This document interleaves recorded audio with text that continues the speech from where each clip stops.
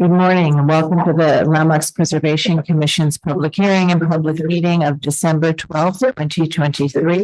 We'll begin this morning by taking attendance. I will turn it over to our General Counsel, Mark Silverman, to call the roll.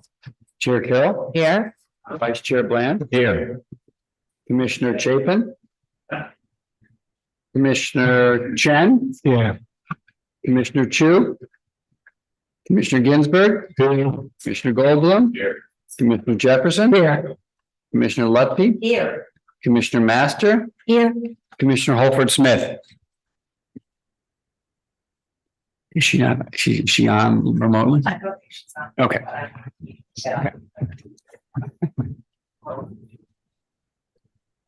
Right. Good morning again and welcome to our public hearing and public meeting today, December 12th, 2023.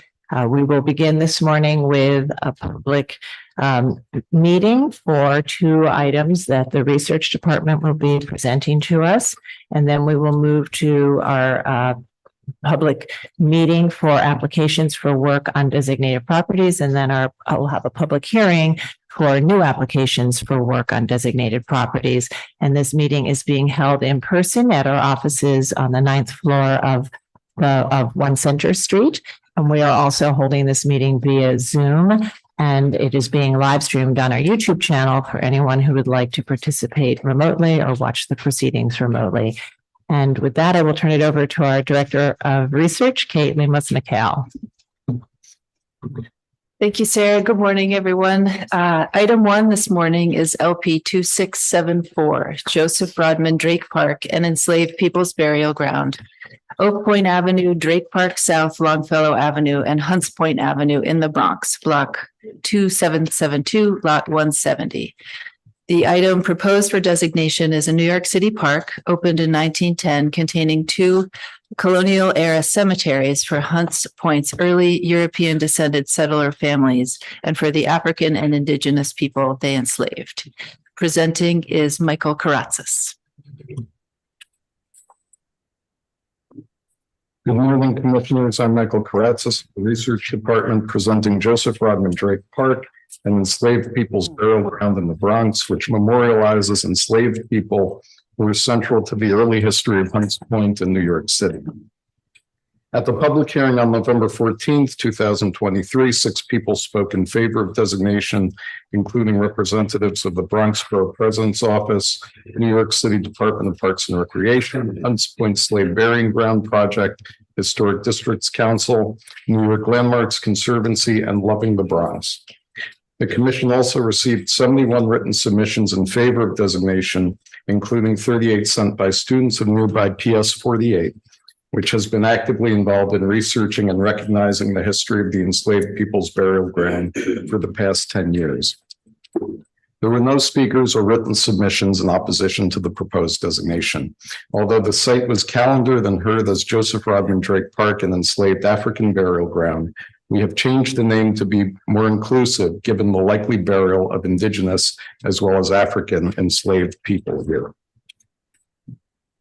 Located in the Hunts Point neighborhood of the Bronx, Drake Park is bounded by Oak Point, Longfellow, and Hunts Point Avenues in Drake Park South. Drake Park is rare in New York City in that it contains 2 surviving colonial-era burial grounds containing burials of both early European descended settler families and the people they enslaved. The Hunt Willett Leggett Cemetery near the park center contains burials associated with these 3 families who established farms on Hunts Point starting in the late 1600s. Just to its south, also within the bounds of the park, is the burial ground for those enslaved by these families. The proposed designation would protect grave markers and other above-ground historic resources, as well as burials and below-ground archaeological resources of both sites. Slavery began in New York in 1625 when the Dutch West India Company brought in 11 enslaved people of African descent to the city. During the 1700s, New York's enslaved population was the largest in the North.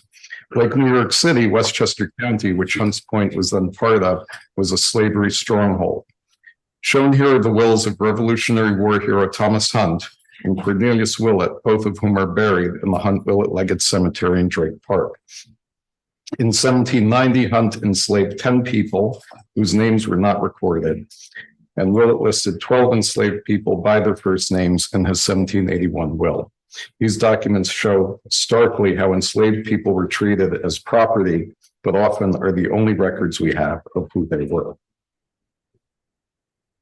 Both Thomas Hunt and Cornelius Willett were likely among the largest enslavers in Westchester County in the 1700s. Surrounded by an iron fence, their cemetery is the dominant visual feature of Drake Park, which contains about 25 brownstone and marble headstones dating from the 1720s. Also buried in the cemetery was poet Joseph Rodman Drake following his death in 1820.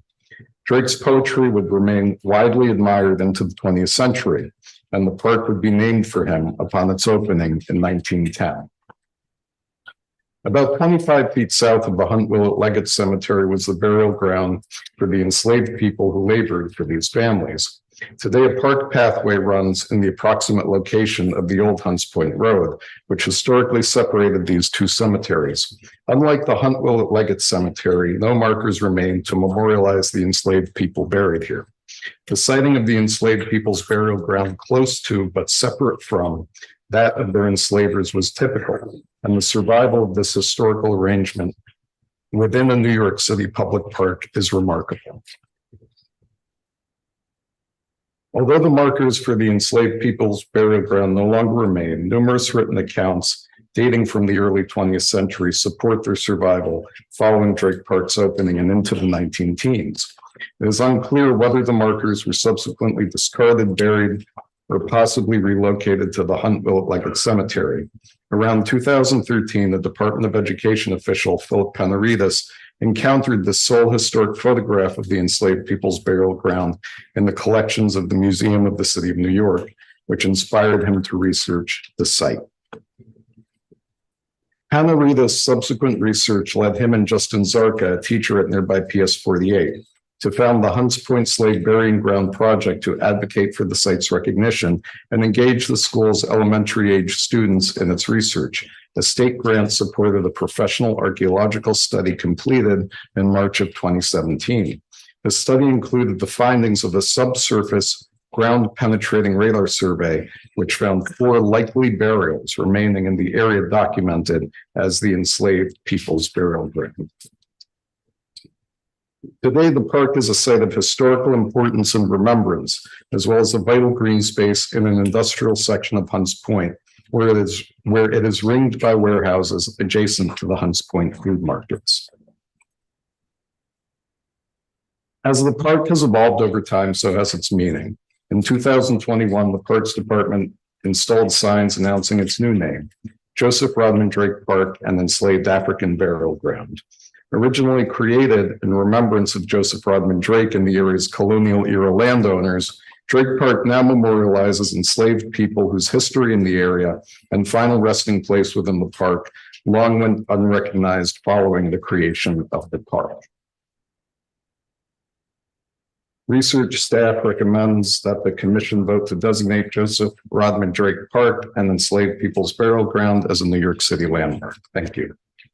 Thank you, Mike. And I also want to let you know that we have our Director of Archaeology, Amanda Supfin, here with us today as well.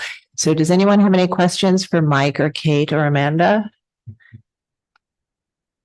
Okay, it's our final public meeting on this item. And so I think we'll then move to a discussion and hopefully a vote. Any thoughts or comments on this item? Yes, Commissioner Goldblum. Sure, thank you. I think this is a wonderful, very important designation. I think it's one of a series of designations here. I'm thinking of the Akawaksing designation. Akawaksing Ma Munahanang designation in Staten Island. And I know that in Van Cortlandt Park, a new designation has been made for recently discovered enslaved people's burial sites within the park, very close to the landmark house, Van Cortlandt House. So marking of these is very, very important. And I think that even the fact that for so many years the white people had the fence and the presumed non-white people are kind of just under the lawn is pretty sad. And I hope that with this designation, the Parks Department will find its way to designate, to mark and identify the people who are buried across the road. Thank you. Yes, Commissioner Chen. Just to echo what Michael has said, as we approach the 400th anniversary next year of the founding of New Amsterdam, just looking outside our window, our West Center Street here, the African burial ground, and just imagine what life is like, was like, and so I have to commend the LPC for doing this, as well as finally it's long overdue. As well as it's still moving to see the Staten Island site, right? Because if you never pointed out to me in 1,000 years, I will walk over those shores and not recognize it. And the other thing I would say, kudos to whoever's in social media, the LPC, you posted something very nice about fixing the water heater that the LPC can exploit it. So it's very well done. I saw on the train this morning. That's great. Thank you very much. Commissioner Chapin. Yeah, I just want to echo the remarks of my fellow commissioners, and I think it's so important that basically what's been the obliteration of history for a whole group of people for so many years, that this is a step at least toward restoring some consciousness of what happened, and maybe, possibly even in some cases being able to recover some information about individuals for the future. Commissioner Jefferson. I just want to add that this is not just a good designation, this is an important one for the Bronx. And thank you. Absolutely. I mean, sites. Yes, Commissioner Ginsburg. And I just agree with all the other commissioners, also appreciate the local public schools' efforts in supporting this and researching this. Absolutely. It was important to this discovery, and let's not forget the research team that this fantastic report. Yeah. So this, and this site was actually on our radar through our archaeology department, but the site was prioritized as part of LPC's comprehensive research survey of the Bronx, and it reflects our equity framework and the commitment we made in our equity framework. And as you've all said, sites like this are really important because they're important reminders of a painful period in the history of New York when enslaved African and indigenous peoples helped to build the city, only to then have their names and final resting places kind of erased from the landscape. And so this designation would commemorate those people and honor their legacy and protect and preserve this site. So I'm delighted to hear all the comments this morning. And I think we should move to make a motion on this one. Commissioner Goldblum, would you make the motion? I move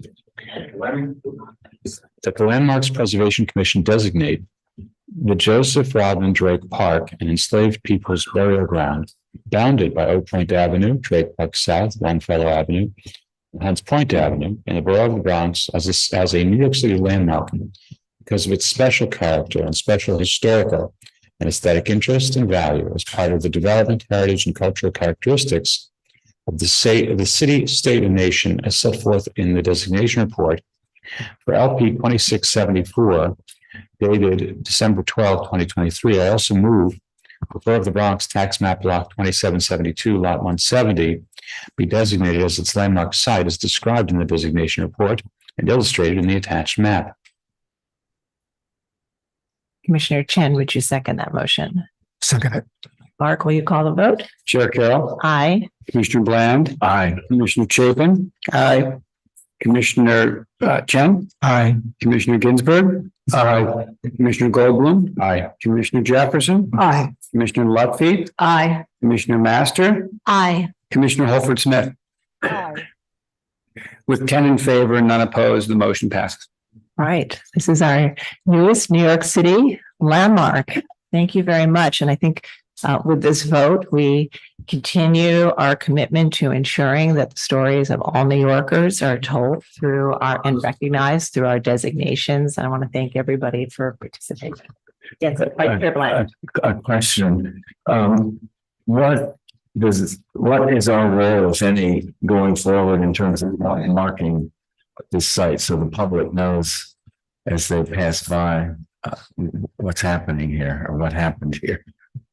Well, the Parks Department has already had a lot of renaming and signage installed, and we can certainly work with them on other opportunities. Great. Thank you. Thank you, Michael.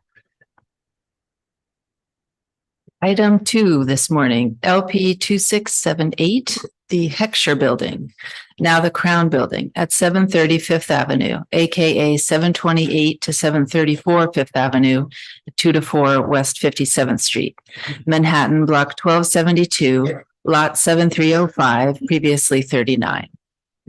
Item proposed for the Commission's calendar is an ornate French Renaissance style skyscraper designed by Warren and Wetmore and built in 1920 to 22. Presenting is Matthew Postal. Good morning.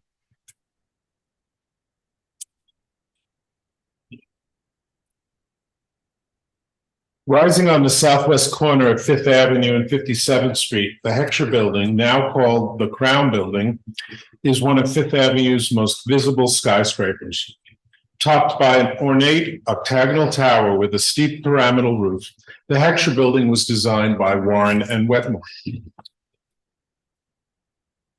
Subsequent skyscrapers by this prominent firm, all New York City landmarks, include the Aeolian Building at 691 Fifth Avenue, the Con Edison Tower on East 14th Street, and the New York Central Building at the foot of Park Avenue. The Heckscher Building was commissioned by the Anahama Realty Company, a syndicate backed by the developer August Heckscher, builder George Backer, and Charles D. Wetmore, a partner in the architectural firm of Warren and Wetmore. Construction began in 1920 and was completed in 1922. Designed in the French Renaissance style to complement the Chateau-esque Vanderbilt mansion, which originally stood directly across 57th Street, which you can see in the center slide, it was also one of the first skyscrapers to conform to the 1916 zoning resolution, which required that tall buildings reduce their mass as they rise. With multiple setbacks starting at the 13th floor, this glorified chateau, as it was described in Architecture and Building magazine, demonstrates how a leading Beaux-Arts firm interpreted the new law and its impact on the emerging Fifth Avenue shopping district. Faced with limestone and cream-colored terracotta, notable classical style features include spiraling columns, figurative sculptures, and rows of decorative spandrel panels. The pyramidal roof incorporates large dormer and bullseye windows on each side, as well as an elaborate multi-story chimney stack and a crown-like finial. Planned as stores, showrooms, and offices, in early photographs, the tiered Heckscher Building soared above its neighbors. It was one of the first tall commercial buildings in this section of Fifth Avenue, anticipating the redevelopment of the area in the 1920s. For several years, 6 rooms on the 12th floor were rented to the Museum of Modern Art, which held its inaugural exhibition here in November 1929, devoted to Cézanne, Gauguin, Seurat, and Van Gogh, as well as Modern Architecture International Exhibition, which introduced New Yorkers to such leading European architects as Le Corbusier and Mies van der Rohe in 1932. The Heckscher Building was renamed the Crown Building in 1983. At the time, many of the architectural features were gilded and the facades were illuminated at night. Converted to a hotel and residences in 2022, it remains a notable landmark, dominating the intersection of Fifth Avenue and 57th Street. The Heckscher Building was located on the southwest corner of Fifth Avenue and 57th Street. The tax lot incorporates an annex on West 56th Street, which is seen in the photograph at left, and it is not being considered as part of the proposed designation.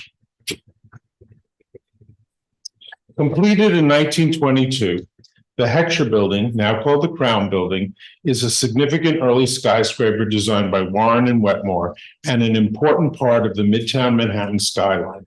The research department recommends that the commission vote to calendar it for consideration as an individual landmark. Thank you, Matt. Commissioners, any questions on this item for Kate or Matt? Yes, Commissioner Ginsburg. I'm just curious, why hasn't this been landmarked before? Is there any reason that you know of? No. Thank you. It's, well, I think it is clearly a notable building that stands out in the streets on 57th Street. It really dominates it. And you walk by and you think, isn't that already a landmark?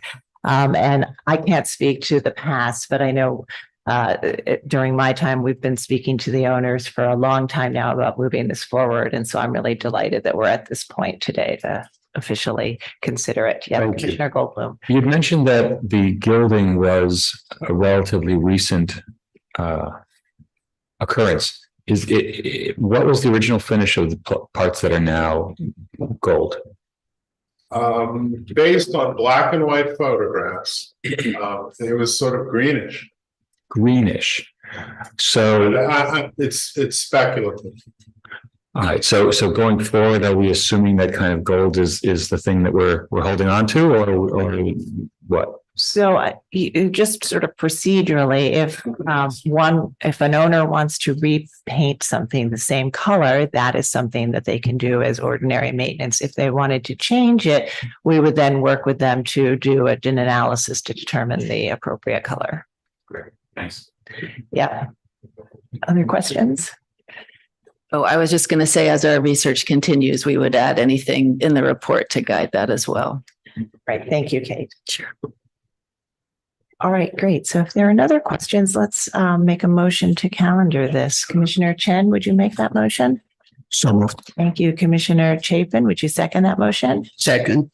All in favor, say aye. Aye. Aye. Any opposed? All right, so this is calendared and we will notify everyone when we schedule the public hearing. Thank you very much, Matt. Thank you, Kate, for your wonderful work and your team's work. And we'll now move to our Preservation Department agendas, and I'll turn it over to Director of Preservation, Corey Harala.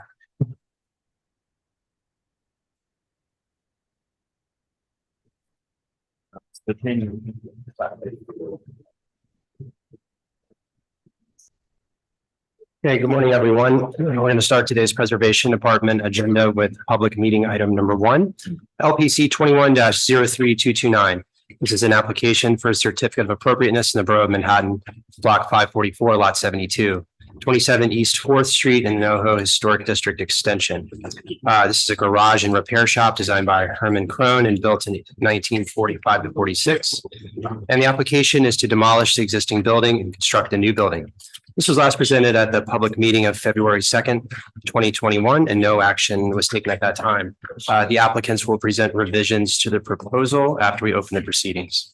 All right, so we'll do that now so that they can move into the presentation. Vice Chair Bland, would you make a motion to open the proceedings? So moved. Thank you. Commissioner Lutfi, would you second that motion? Second. All in favor, say aye. Aye. Any opposed? All right, the applicants may present.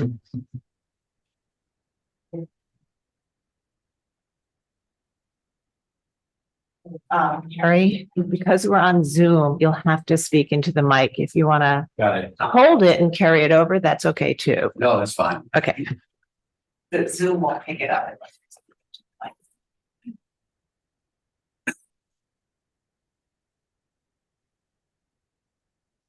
Hello, Commissioners. Thank you for inviting us here. I have to say, it's so exciting to be here in person. It feels new and fresh. There are two of us here from BKSK Architects. I'm Harry Kendall, and my colleague George Schieferdecker will carry the bulk of this presentation. We're also here with two of our structural engineers, partners at GMS Engineering, Carl Rubenacher and Joe Mugford. They will deliver a detailed bunch of information in the presentation. And Gary Spindler is here representing the ownership team. He's available for questions as they might occur. So the last public meeting for this project was almost 2 years ago.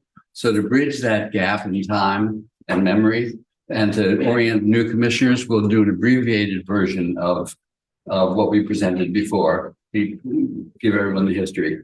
If we abbreviate too much, feel free to stop us. If we abbreviate too little, signal that we ought to move on. So, no, I don't need my notes. I do need my notes. Can we move to the first slide? Yeah, move to the first slide, please. We upgrade that?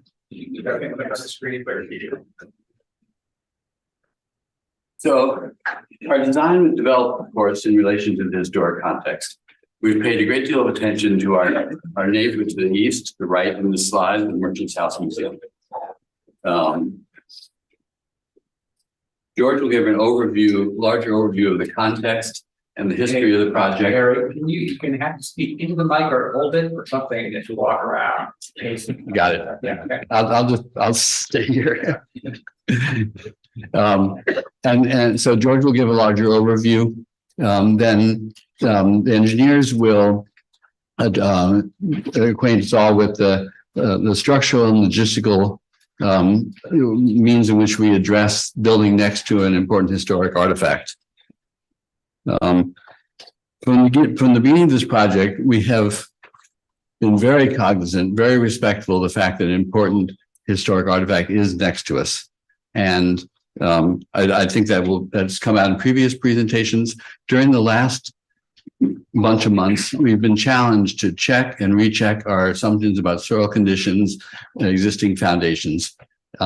We've done that. We've dug an additional test pit and analyzed the data. So we've rejiggered the structural system, what we call the belt and suspenders. So we're bending over backwards to protect the neighbor. Again,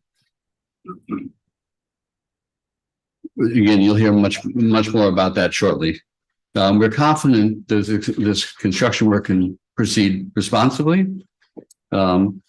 We believe a more intact urban fabric will benefit the block in general, and that we can deliver a healthy context for the Merchant House Museum going forward. So, George, will you take it from here? Is this a pointer? Yeah, there should be a long thin one there, actually, that works better. Oh, this one? Yeah, that's it. Okay, great.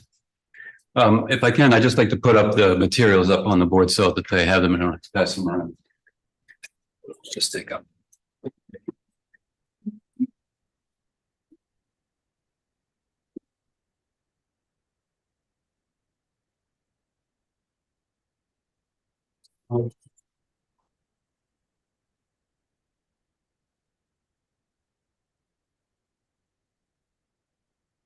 Is up or down, or is it right or left?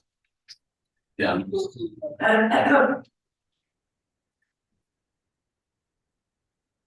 So I'll try to be brief. Sometimes I go on a little longer, and I'll look to you to move me along. Existing conditions on the top left, a view of the sidewall of the Merchants House on our site just beyond that, unfortunately obscured a little bit by trees from the east, excuse me. Lower left, looking at the same site from the east, and on the top right, in the alleyway, Stable Court is at the back of our site, and runs both perpendicular and in line with our site. The garage opening out onto Stable Court, and then a view lower right of Stable Court, looking back towards the Bowery. The current building on the site is a one-story garage building, but this was there previously. It is a 4-story plus basement townhouse. It existed actually prior to the Merchants House Museum, and it there are two things that we simply want to know. One is obviously the continuity of the street wall that our building will re-achieve, and the stepping up of scale from the Merchants House to adjoining industrial scale. There was a previous building proposed for the site that required a variance and for setback, for no setback, and a use variance. That met with Landmarks Commission approval back in 2014, but when it got to the City Council, it was denied. The current proposed design is as of right for 2021 zoning. It was presented here, as Harry indicated, approximately on January 2021, and we've come back for some additional work. So these were the 4 items that we were tasked to bring to this meeting and to discuss in a little bit more detail. One was to conduct an additional test pit to look at soil conditions and, in a sort of belt and suspenders way, try to understand exactly what we were facing right up against the Merchants House Museum. 2, to consider additional structural measures to minimize any potential settlement. And from a design standpoint, the design was generally supported by the commission. We were asked to look at a different brick. And finally, we were asked to look at the possibility or what to do with an existing flue that exists for the Merchants House Museum. The test pit was dug, the test pit was reviewed, and there was an all engineers meeting held in 2023 and a revised structural design issued earlier this year. So the current proposal is of a building with a setback. And I think, as you can see, it does step the scale down a little bit closer to what was there previously in terms of the older townhouse. It is a standard 15-foot setback, I think. The building that is currently on the site is a 1-story garage. Its demolition was approved at an earlier landmarks hearing.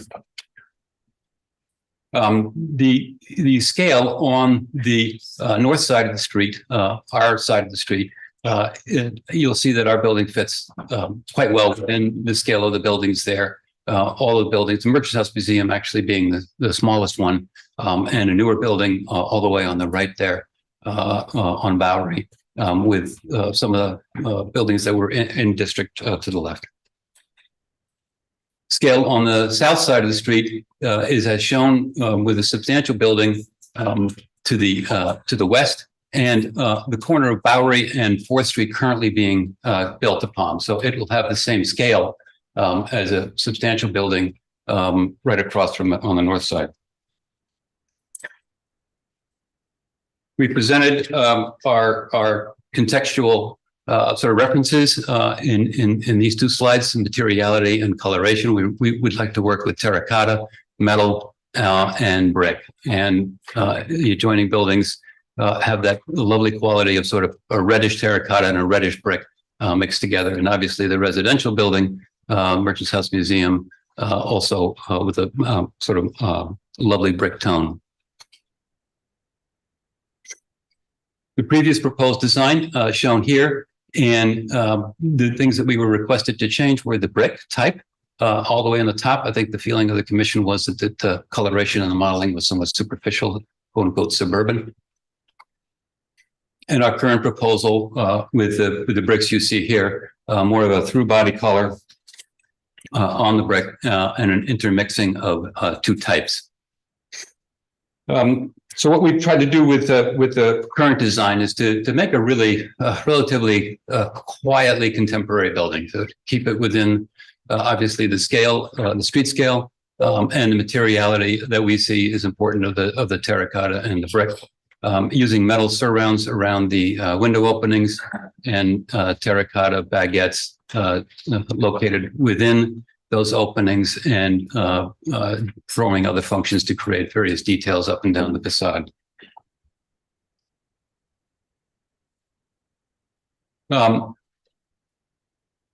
This is a shot of the base of the building, obviously, and it indicates how those materials start to intertwine. So the fenestration on the top there, we'll come back to it in a second, is meant to recall the manufacturing building scale with the metal surround and the kind of residential scale of the Merchants House and other residential buildings that still survive in the area, with the sill expression created by the terracotta screen running in front of the glass at that level. The same terracotta is used at the lower level of the building to create a kind of modern cornice reference. And the bottom of the building is metal panel with plate aluminum coloration. Just quickly. It's here somewhere. I think we can all recognize it. It's relatively black here. Just off black.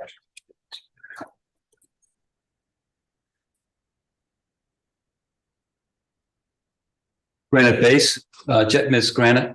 And then the terracotta is a sort of brick spot terracotta that we've employed in other locations in similar colorations, meant to recall the modeled brick of the facade and with some black speckling running through it. Here's a shot of what that's going to look like in the middle bays. With the center bay or the center mullion articulated without the terracotta baguettes included in it.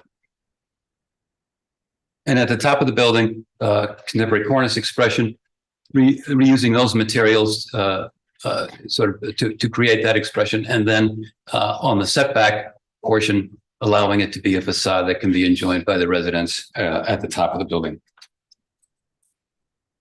The rear is a simplified version of everything that you've seen before, simply taking out the terracotta baguettes, working with brick and metal surround and a large window scale. Street views, looking at the building from the east on the left-hand side and from the west on the right-hand side.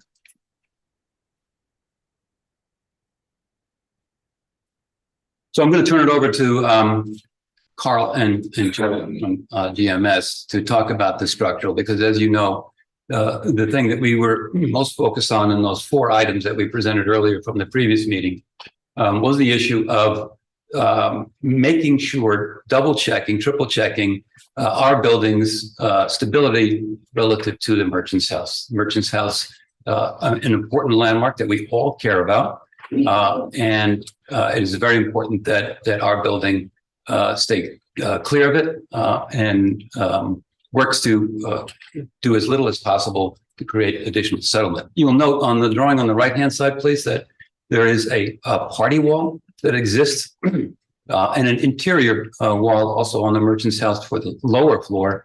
And our structure stays completely clear of that. It basically allows that to exist by itself. And our building stays away from it and steps up from it. So, Carl and Joe, if you want to point, thank you.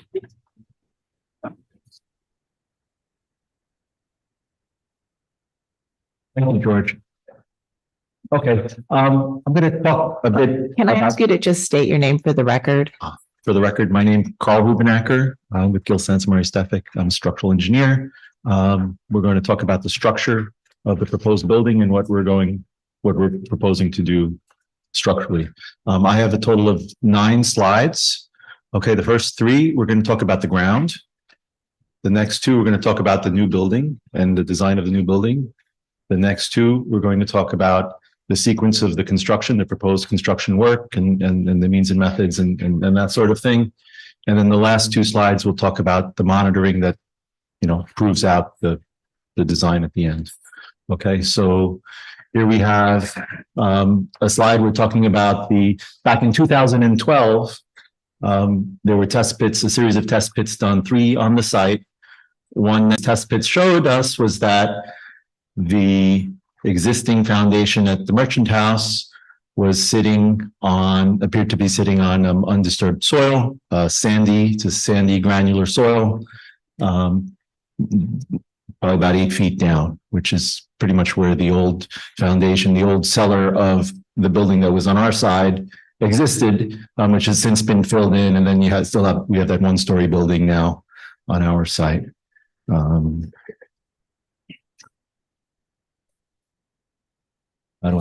Sorry. Okay, so with the geotechnical investigation, there were also, of course, borings done. There were 2 borings done, which is the appropriate number for this size lot. And what they found, what they told us was that the bedrock is about 50 feet down, right about here. The water table is about 40 feet down. And then there's 40 feet of nice sandy soil up until the bottom of the excavation when they built the original buildings. And then the top 8 feet is fill. So the foundations are sitting on this nice sandy granular soil. There's no clay or, bad soupy stuff. It's nice sandy. I'm not a geotech, but I'm told it's nice stuff. That's a technical term, sorry. Let's see. And then one of the comments from the prior was that we should have another test pit along the merchant's house just to make sure, okay, which we did. The owner paid for it. And that was approximately 40 feet back from the street. So if the merchant's house, this is the plan view of the whole lot. The merchant's house is this piece here. The original test pit was over here. The second test pit was over here towards the back, right kind of behind the kitchen, if you're familiar with the building, with the merchant house. And in that test pit, we found nothing unexpected. It was, went down. They dug a hole, they shored it with the wood logging, and we found undisturbed sandy soil at the existing footing.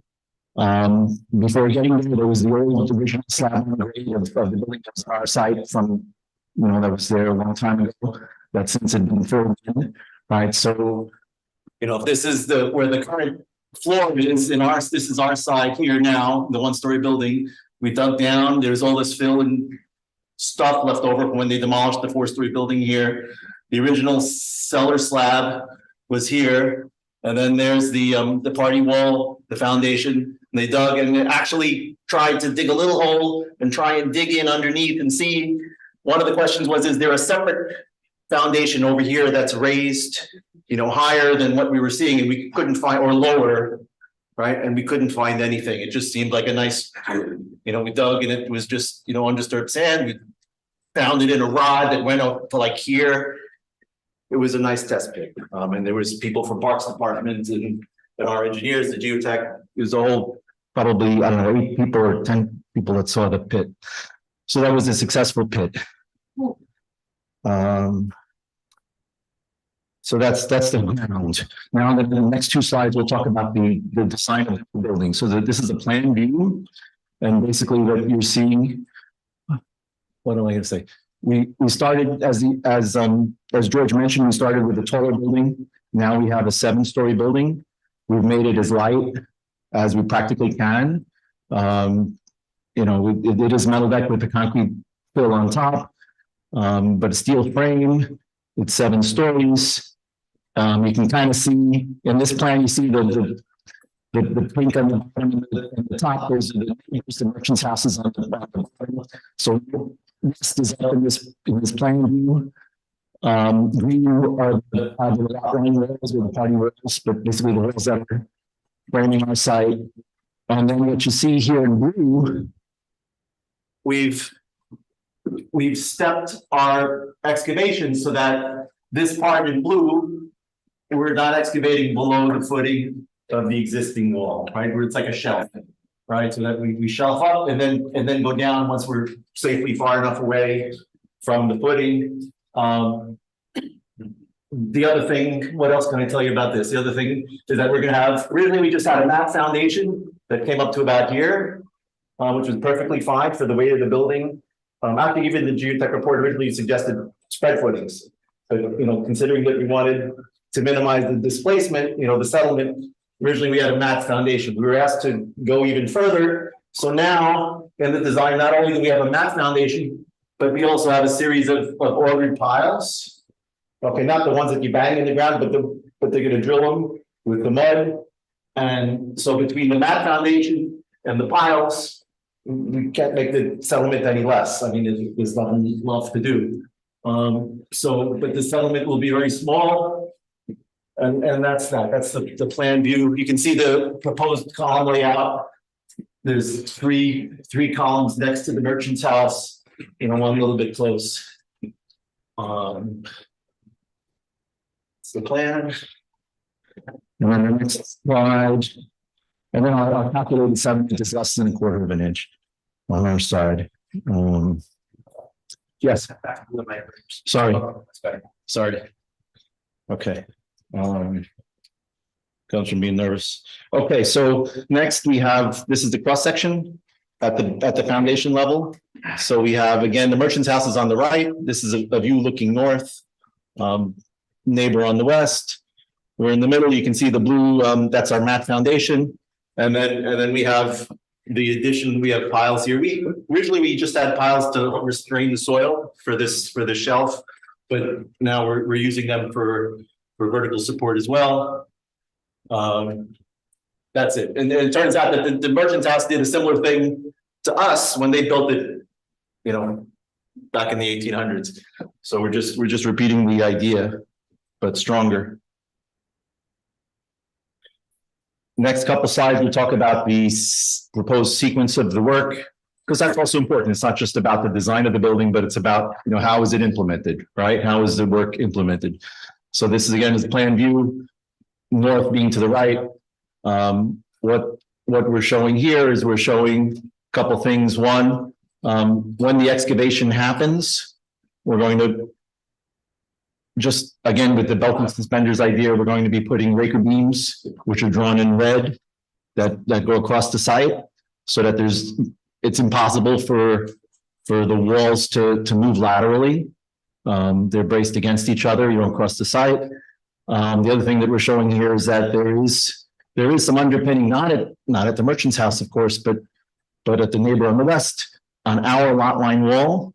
We're going to do some underpinning, and then also out at the rear wall by the yard over here, which is actually a lot line wall that's on our building, on our side completely. It's not a party wall, it's a lot line wall. We're going to underpin that guy as well here. And there's a sequence.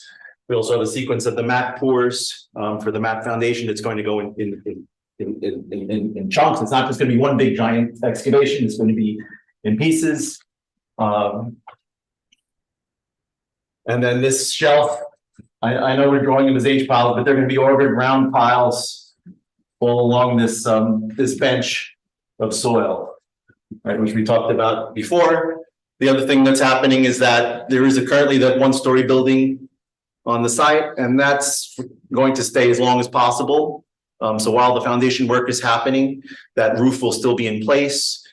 So it'll be like interior work. So there won't be subject to rain or the elements or freeze thaw. It's inside. All the foundation work happens inside the current 1-story building. This is a cross section, similar cross section as before. It shows you the raker beam over here, right? So, if anybody has any concern about the wall moving, it can't move. And then there's the piles that are holding the excavation, and then the roof that remains is up here. I don't know what else to say, right? There's the party wall over here, lot line wall over here. We're keeping the piles 7 feet centered from the face of the footing. That's it. And then once the construction is done, once the foundation work is happened, then they're going to start erecting the steel, and then naturally that's going to puncture through the roof of the existing 1-story building, and then eventually that roof gets removed, right? But to the extent possible, it'll stay there because it's better to work inside.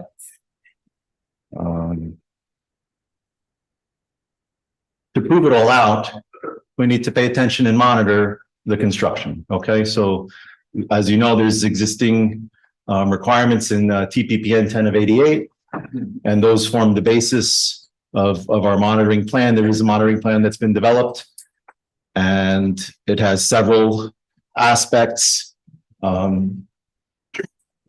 And usually what we've done is we've gone beyond what TPPN 10 of 88 requires for the Merchants House side. For the other buildings, it's the same as TPPN 10 of 88. So first off is can't read. I can't read. First off, we're gonna have the displacement monitoring, so that's like surveying. So there are going to be survey points on the building. TPPN asks for a 1/4 inch, to confirm a 1/4 inch, the 1/4 inch movement. We're going to keep that 1/4 inch movement as a stop point, but have a notification threshold at 1/8 of an inch. So what that means is that if movement is found that hits 1/8 of an inch, all the relevant parties will be notified, the neighbor, the parks department, building department, our contractor owner, whoever wants to be notified can be notified, and then we can talk and see what's going on, why is it happening. There's going to be crack monitors, so if there's existing cracks, there'll be crack monitors placed on them, and those get measured daily to confirm that there's no movement. Tilt monitoring is not required by the TPPN, but we're going to put a tilt monitor, an electronic tilt monitor up on the wall of the Merchants House to see if there's any tilting, which there shouldn't be. And again, that one, if any tilting happens, there'll be notifications. Vibration monitoring, of course, will happen. Those will be down towards the bottom. The 1/2 inch per second is a threshold for stopping, and we're going to have a notification threshold of 0.2 inches per second for that. And then there's a pre-construction survey. Normally just photographs. There's going to be photographs and a video of the adjacent properties. And then this is an elevation plan and elevation view, kind of showing the layout of the proposed monitoring spots. So this is looking east, the Merchants House wall. The wall that our roof is right here, going back to the rear yard. Vibration monitoring at the bottom, and then optical surveying monitoring, sprinkled throughout, and a tilt monitoring up there. That's it. Thank you. George, you're back. Thank you. Thank you. A few things to finish up the discussion about our intention to try to take as best care of the Merchants House Museum as possible. We did baseline vibration monitoring back in 2012. We intend to repeat that to understand what the basic vibration experienced in the street is from a sanitation truck, so we can separate it from any vibration that might occur on site. It's useful just to note that within the history of the Merchants House Museum, and within 100 feet, just about every building, every site has been demolished and quote unquote and constructed. So this building has endured quite a bit. The existing condition survey that we are normally required to do, we will do as well. We'll do it very thoroughly because everybody's concerned for the Merchants House Museum. And we will also, because there's great concern for the plaster finishes within the museum, we'd like to use a plaster conservation firm, Joseph Tiedemann and Son, that has done some very, very sophisticated plaster restoration all through the city. They've agreed to come on our team, come in, take a look at the existing plaster, identify anything they can that it needs initial remediation, and basically help us survey and understand the interior of the building as well.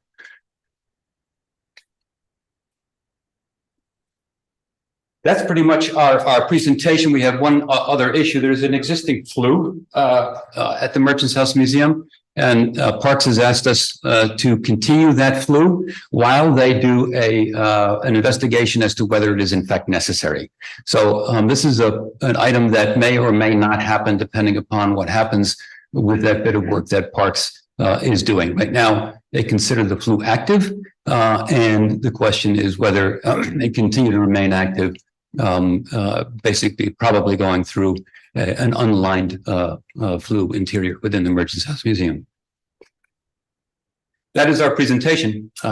Take any questions. Great, thank you very much. And I also want to note that LPC's consulting engineer, Don Friedman from Old Structures, is here as well and has reviewed the applicant's plans. So he is also available for questions. So I'd like to ask if we have questions for the applicant or Don. Anyone have a question? I do. Yes, Vice Chair Bland. I'm certain that others will as well. Maybe I missed this. Are the foundation walls, the foundation system for the house that was there, that was a story or so higher than the merchant's house, are those there or gone? I'm sorry, the house that was there on our site previously? No. Yes, on your site previously. That was a 4-story townhouse plus. Right. Plus That's that nice sketch, and then there was a photograph of so it. those foundations are there, the ones that you see in the test pits. Right. And there is a substantial amount of rubble in below the slab of our building that is the demolition treatise from that building. And you were making the point that that rubble that exists is similar to the weight of our new building currently, right? That is true, yes. Yeah, the existing foundations are still there. I guess The whole building, the whole 4-story building. right. Here. All right. And the old slab of granite been found in the bottom of the test pit. All right. So the question is, I guess the condition of those foundations, and is it possible to reuse them in any way that would create a building the size of the house that was there before? In other words, a smaller building.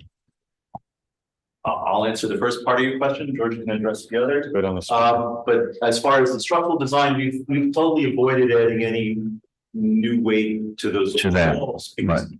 You know, they've been there for a long time. They're happy. We don't want to disturb them, add weight, nothing. So whatever new, even though we, by right, we should be able to put, the weight of a 4-story building on those old brick walls, but we're not. We're leaving them as is in the current state. And any new load of our new building is going into this nice big blue foundation mat with the piles into the soil inside the site. And really, this thing is a nominal amount of soil pressure here, but mostly it's cantilevering over to pick up that column. So they're really trying to shield, to not change the state of stress of the soil particles underneath that footing. We want to keep them as is. So I guess a related question then is, well, why isn't, or maybe I'm getting the answer, but I want you to answer it. Why wouldn't we just put a building back that's that height? It's that original house. And I guess the answer is that you're providing a whole new structural system. I think it would, given the concern of the merchant's house, right. We're trying to address that. I think we've tried to be prudent to not change the state of stress in the existing wall. Right. So we've gone to the trouble of building an entirely new foundation system. I got it. Once we do that, we might as well build the building that we're allowed to build, right? Okay, I don't know, so- that's not a structural question about the size. But given the concerns, I think you're saying that even if it were a 4-story building, you would not use the existing foundations and instead do this method of the platform and the pile I think so, yes. to support a new structure to ensure that even the weight of a 4-story building wouldn't put any stress onto that. And so then the next sort of part to that is that if the new building were 4 stories, would it have any less of a potential impact on the merchant's house than 6-story plus penthouse building? I don't think so. Because it's still been, yeah. I mean, originally there was a building with 4 stories with masonry walls going up 4 stories, right? All that weight of all that masonry is gone, right? You put it back, but instead we're putting a building here that takes that weight and puts it on new foundations to the extent that, comparing the settlement of this footing with the 4-story brick old building versus our new building. I haven't done that calculation. We could get back to you on that if that's a real question, but in the end, the calculated displacement at this point is less than a quarter inch. It's like close to zero as any engineer in New York can get you. So I don't see that as a structural issue. And a final question for me, and then I'll turn the mic to others. What is your thought about the current building that's there? And its relationship structurally to the Merchants House Museum? Is your building going to improve things with regard to the Merchant? If you looked at the the short answer is yes. But buildings are not, this poor building used to be part of a block, Right. right? Now it's sitting exposed as a tooth on both sides, right? So unfortunately, we can't do anything about the east side, but the west side, this building wasn't meant to be sitting on its own. None of the old downtown buildings in New York City are meant to stand on their own, right? You have a building next to your building, and you start to lean, right? Or you start to weather, right? Man, that tarp is still there, I think, right? I mean, the bad stuff happening, but the weather hits it, the wind hits it. We're gonna put a nice building that's gonna protect it, make it feel like it started like that. All right. Other questions? Yes, Commissioner Goldblum. Okay. Has there been a determination as to the tolerance for the plaster? In other words, what is the vibration tolerance for the plaster? And are we meeting it with this proposal? That's not a structural question. No, Okay. that hasn't been looked at. That's why we want to bring in that firm to have a look at what's going on. Because you're setting certain vibrational and movement standards and that are either in excess of the TPPN or complying with the TPPN. But I think it's important for everybody to know whether those standards, enhanced or otherwise, are enough to protect the plaster. So follow my question? All of Manhattan is built with those thresholds. We're going beyond. Granted. Thresholds. All of Manhattan. Granted. Every building, even the building Right. next to museums, right? Right. Okay.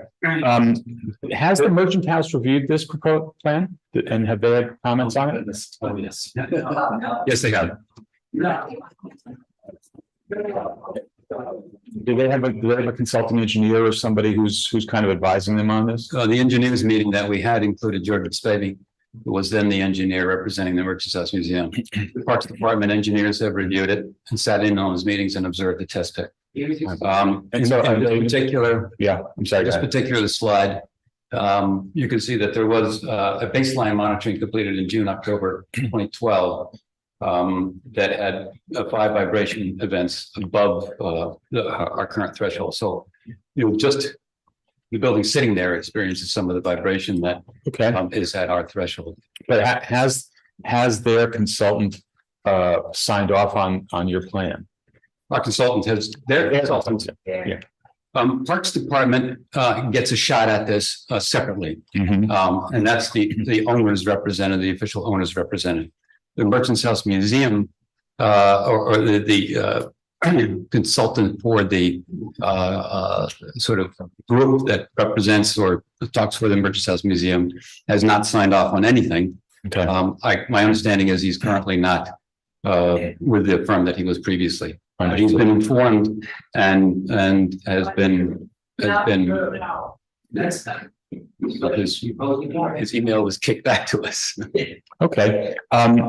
You decided informed the whole way. You decided to create a cellar and do the kind of stepping design. Is there any reason why one couldn't cantilever it off of the sidewall and do all your structure on the left instead of getting close? And would the omission of a cellar in the area that you've identified in blue just make it on grade as it is? Would that modify the potential protections for the museum? Question was, first part was, can we just cantilever all the way from over here? Right. I don't think it's practical to cantilever 20 feet all the way over here. Okay, In effect, we've sort of cantilevered from where the piles are. And we've stepped it back, within the angle of proposed. So we Okay. stayed out of the influence area of the existing footing. and would the omission of the cellar in that area improve the kind of protection to the building in a meaningful way? In a meaningful way, I don't think so. I mean, the total weight is pretty much the same. We're going to be excavating less, so the total mass will be actually bigger in the end result, right? Because right now, it's all filled with stuff. Yeah, you're emptying it out. Technically, we're emptying it out, we're putting it here, right? So the total weight on this massive sand, not that it really, I mean, again, I started by saying, what's the ground? The ground is sand, it's not clay, it's not something that is going to creep over time, right? But we're replacing fill with air to gain a usable basement. Thank you. But the basement starts after the shelf, right? Once you get beyond the merchant's house, the map goes away. And it becomes a more normal right here. So once we get beyond the merchant's house. Yes, understood. Just. But adjacent to the merchant's house, you don't have a cellar. No, they don't. Not in this blue part. We do, in this little tiny strip. What's the delta in height between the white and the blue? Go back to the section. I didn't think there was, it looks like 5 feet, 5 feet. something like that. I sit on that bench and I'm not. This gives you the proper headroom to stand, just barely. There's barely enough headroom. That's your part. We're gonna get it. So it's a sub cell. The new floor is here, which is pretty much a grade. And then where we can, we have, this is the cellar. We're going to have like a crawl 7'6" or 8 feet crawl space there on the right. And then here there's going to be some ductwork or some pipes, nothing. So, speaking somewhat as a layperson here, if we were building on top of the existing fill, that wouldn't be a particularly good situation either. No, That would go with piles or something. We have to go down to the natural ground. Right. That sounds very recent. So, with mention of plaster, we want to point out again that we're concerned for Merchant's House Museum. No one wants to see any damage to the museum. We brought in someone, we want to bring in someone who we think can attend to that in a very expert way. Right, Commissioner Jefferson. I have a question on 25 East 4th Street. Did you mention you had to underpin that? What are the issues with that building? Do you have to underpin or not? And what other issues with the foundation on that building? You're talking about the non-landmark neighbor to the west. It's within the historic district. I'm sorry. Okay. So what we found with the test pit was that their footing went down. That's what we drew. Their footing was thick and it went down to here. It seems that there's an independent wall on 27 East 4th Street side that stops here, that we're going to underpin our own wall down to the. So you're underpinning your wall. Yeah. Now. Underpinning our own wall. And you're just not touching their wall at all. Okay, you're underpinning yourself. Okay. Okay, thanks. It's a much larger building too. Yeah, it's a substantial, more modern building. I don't think we're doing anything to that. It's going to be happening. Other questions? Okay, yes, Commissioner Holford Smith. I have a couple of questions. In this section, the raker beams, are they attached to the existing masonry wall? There's no detail for what, like how they're sort of attached to the masonry wall that they're trying to support. And there is a detail. The detail is not part of this slide presentation, but in the construction documents, there is a detail. And basically, if you can imagine, it's a W12. There's going to be an end plate at the end of the steel beam with the pattern of 4 bolts that are drilled, that are anchored into the brick with glue, like with epoxy. on each side. Could you hear that, Commissioner Holford Smith? Yes. Okay. And so the similar question, are you tying in the new structure to that masonry wall? I see that their details are not included in this set, but you're showing a slab there. And it just, is it, are you holding all the structure away from that existing masonry wall? At the foundation level, there'll be a bond breaker down at the blue and the intersection of the green, a bond breaker so they can deflect vertically separately. At the up here at the first floor, there'll be a connection, and then at a vertical connection, and then at the second floor there can be a lateral connection, but no vertical connection. So you are tying in your new structure, or you are tying into that masonry wall? We're holding the masonry wall against our structure, yes. No. I have also questions about the plaster. So I think it's great to bring in Joseph Tideman. Will they do a survey beforehand and do a stabilization program to make sure that if there is any issue with the current condition of the plaster, that's stabilized before construction starts? I'm sorry, I didn't catch the question. I caught the end of it. I thought it was. Sorry. Will they do survey and a stabilization plan of the plaster? We will take a look at the plaster. We hope to have this particular consultant, Joseph Tiedemann and Sons, in to have a look at the plaster. We've been in discussions with them and they tell us that they can look at the back of it to the extent that they can and determine what kind of plaster it is, what kind of plaster installation it was. And they will have I think, a very informed viewpoint on it.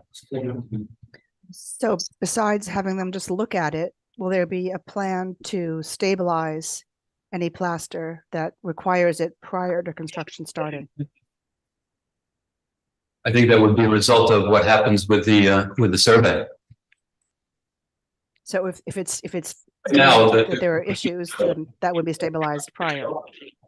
Right now, the plaster obviously has survived, as we've tried to demonstrate for many, many years. And in addition, there have been vibration events that have been documented that would indicate that it's could be very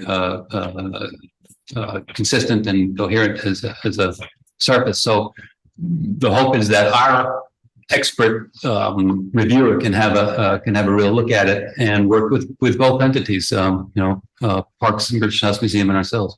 Okay, one final question. This is for LPC.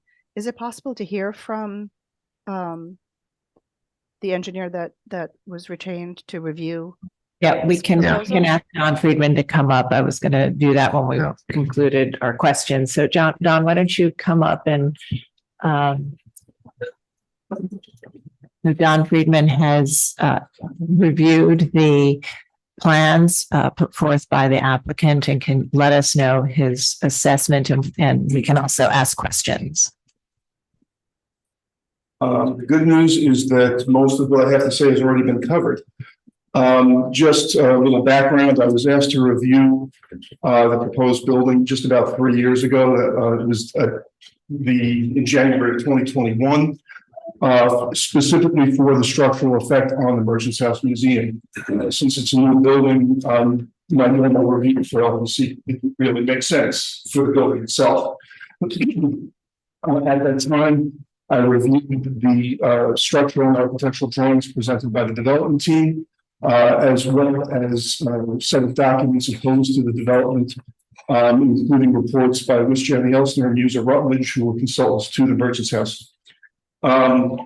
Review letters back then, and for the last 3 years have been involved in a series of discussions with the development team, with Wisjani and with LPC. I had some comments on the design as it was presented 3 years ago. The two most serious have both been discussed. They were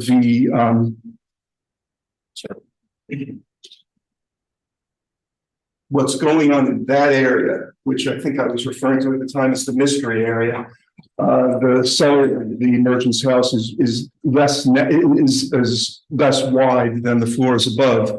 And the proposed foundation at the time, which did not have these piles, was putting pressure on the soil, cutting under the merchant's house. And I had a question for GMS, which was, how do you know that that soil can support that load? And I don't believe I was the only person with that question. And that question was what led to the test pit in the fall of 2022 to address that question, basically to stop the mystery area from being a mystery. And it turned out that that was competent soil in that area. And therefore that the question I had was addressed by the test pit. The other question I had was the monitoring, which was the scheme that I saw 3 years ago, I thought was not fully fleshed out. That has been greatly addressed by the changes in the design since then. The design that I saw this fall had a much more thorough and more detailed monitoring plan that addressed all the questions I had raised 3 years ago. The one last thing I want to mention is that the addition of those piles really changes the foundation action of the new building. And any analysis of settlement that took place before those piles were added no longer really makes sense. The assumptions that would have gone into such an analysis are no longer true. Those piles greatly stiffen the east side of the foundation, so it will settle less. The amount of settlement of the new building is not necessarily the amount that the merchant's house was moving. It's almost certainly somewhat more. So if the current calculations that I reviewed said that the settlement right there will be approximately 0.18 inches, that's what's in the GMS calculations I reviewed. This settlement of the merchant's house would be less than that. It might be just barely less than that, or it might be a great deal less than that. So that, since that is well within the standard for allowable movement, I don't see an issue. To address one of the questions that was asked earlier, the basis of TPPN 1088, which is the governing building department regulation for the effect of foundation work on adjacent historic structures, was looking at the effect of ground movement on buildings with plaster interiors. It does not mean that this is okay. I can't say that at this time, but there is a relationship between the maximum allowable movement and vibration in TPPN 1088 and the type of building that the merchant's house represents, a wood joist masonry wall building with plaster interior finishes. That's the basis of my review. I'm sure there are questions. Yes, we do. Commissioner Chan, followed by Commissioner Chapin.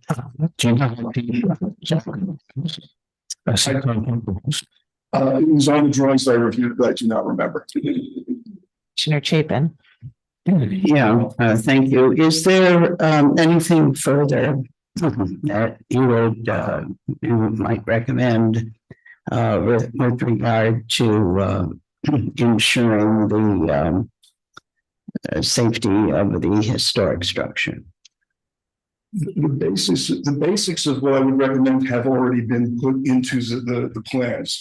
Building the mat in sections, stiffening the eastern edge with the piles, for example. I believe that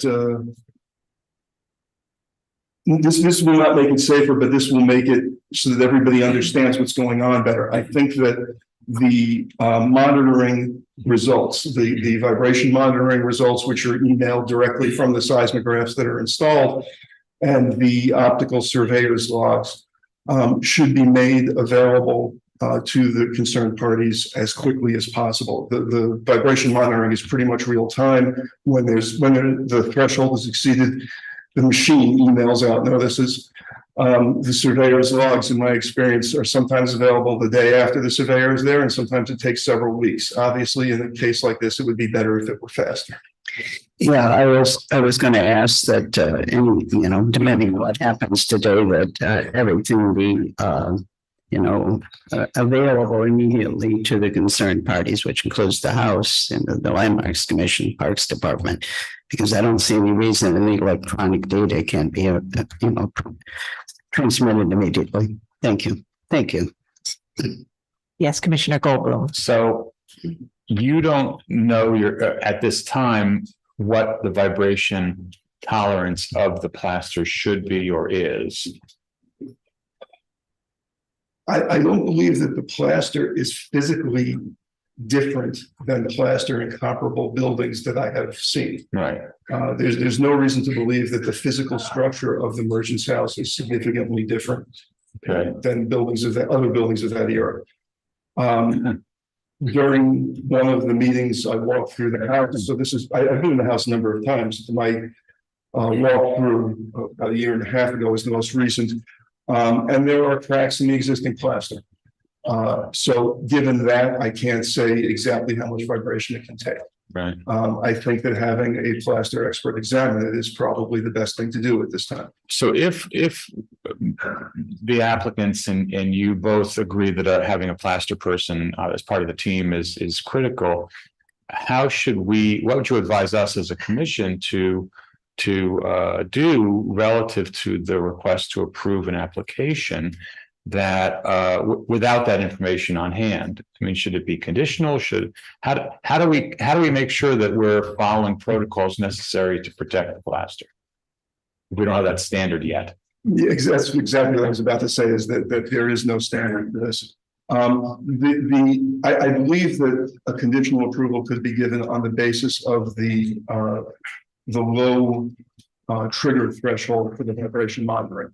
Vibration is what's likely to damage the plaster. And 0.2 inches per second, which is the trigger threshold that is currently in the drawings, is barely above the ambient vibration, which is to say you can get well over 0.1 inches from a truck hitting a pothole. So 0.2 inches is a very low threshold.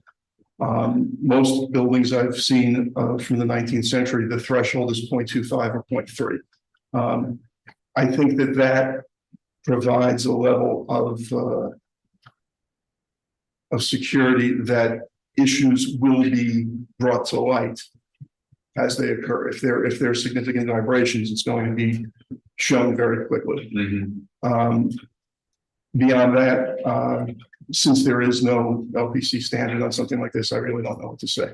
And if let's say, for the sake of discussion, that a plaster person is brought on and a standard is established and it's found through monitoring that stuff is happening that exceeds that standard, how would you suggest that they modify their procedures or their design to reduce that concern?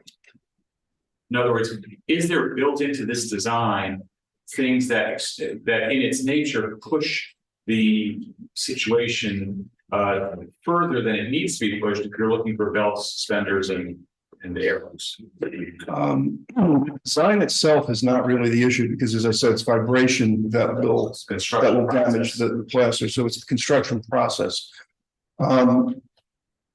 Minimizing the amount of heavy equipment on site is obviously a way to minimize the vibration. The benching that's there, the higher portion of the foundation, tends to push the heavy equipment further from the merchant's house. So that helps in that direction. I don't think it's possible to erect this building without having heavy equipment. I don't think it's possible to erect a building much bigger than what's there now without using the equipment. Therefore, I don't think that path leads much of anywhere. Thanks. Hey, Commissioner Ginsburg. Is my understanding correct? If you don't know this thing, the vibration in 2012 had events with a higher level of vibration just from trucks going down the street, or we presume there were trucks, than what they're proposing to be their limit in the vibration monitor. What they're proposing for the trigger value, there are two numbers. 0.2 inches per second is when the monitor will send out notice to everybody that there's been a vibration event, and it's supposed to examine the protocol on the GMS drawing says you examine what's going on at that point. 0.5 inches per second is the maximum allowable. You don't want to be flirting with the maximum allowable in any project governed by a rule like this, whether it's 0.5 or some other number, because if your average is 0.45, you're going to statistically have peaks that exceed 0.5. So you don't go up to 0.5 if the limit is 0.5. You want to stay below that. Yes, the ambient vibration monitoring that was done showed peaks that were, if not above the 0.2 cutoff, close to, and I forget the exact number. Thank you. Other questions? I can add a little bit to that. Sure, come up. The ambient monitoring that was done back in 2012, there were events that were over the 0.2, and there were also a few that were over 0.5. So it's not like if you hit 0.5, the sky is falling. It's there could be a reason that's non-structural that that it's happening there, but there were, it's a statistic, as you mentioned, there's something is statistical, something is, there's something, they dropped a box on the floor or a big truck came by or who knows, right? So we can share that. I think we've shared it before. We can certainly share the old the baseline measurement. Okay. Other questions? All right. And so, Don, I just want to ask you the question we asked the applicant earlier. So with this plan, with the platform, the bench and the piling, if you were to do a new building that was shorter, a 4-story building, say, would you recommend doing it in this manner, not sitting on the historic foundations? And if so, then is the potential impact would the potential impact be about the same? The answer to the first question is yes, but I want to just expand on that a little bit. In terms of load capacity, you could sit on the existing masonry walls and foundations. However, they are in intimate contact with the Merchants House Museum. If you add load to the old 27 wall, you're going to drag down on the Merchants House and you're going to damage it. So avoiding it, as the design has been since the first time I saw it, is the right thing to do. If you kept the existing foundation, the existing foundation design, the new foundation as shown on the slide that's on the screen right now, but you built a shorter building, you would reduce the load on the new foundations. However, as Carl said, most of the load on the east side of the new building is going into the piles. So you're going to have a small percentage change to a small percentage of the load that's on the soil. I don't think it makes a big difference. It's a difference in the right direction, whatever difference it is, but I don't think it will be much of a difference. Okay, thank you. And I guess also sort of a follow-up question is having a new structure with a new stable foundation a benefit to the Merchants House beyond what's there today? I think it's a benefit in a couple of ways. One of them, Carl mentioned, it protects the Merchants House from weathering, from wind and water on its west side. The other thing is that the existing fill in the underground below the existing 27 is not good material. It's most likely it's what's left of the original 27 demolished and dumped into its cellar.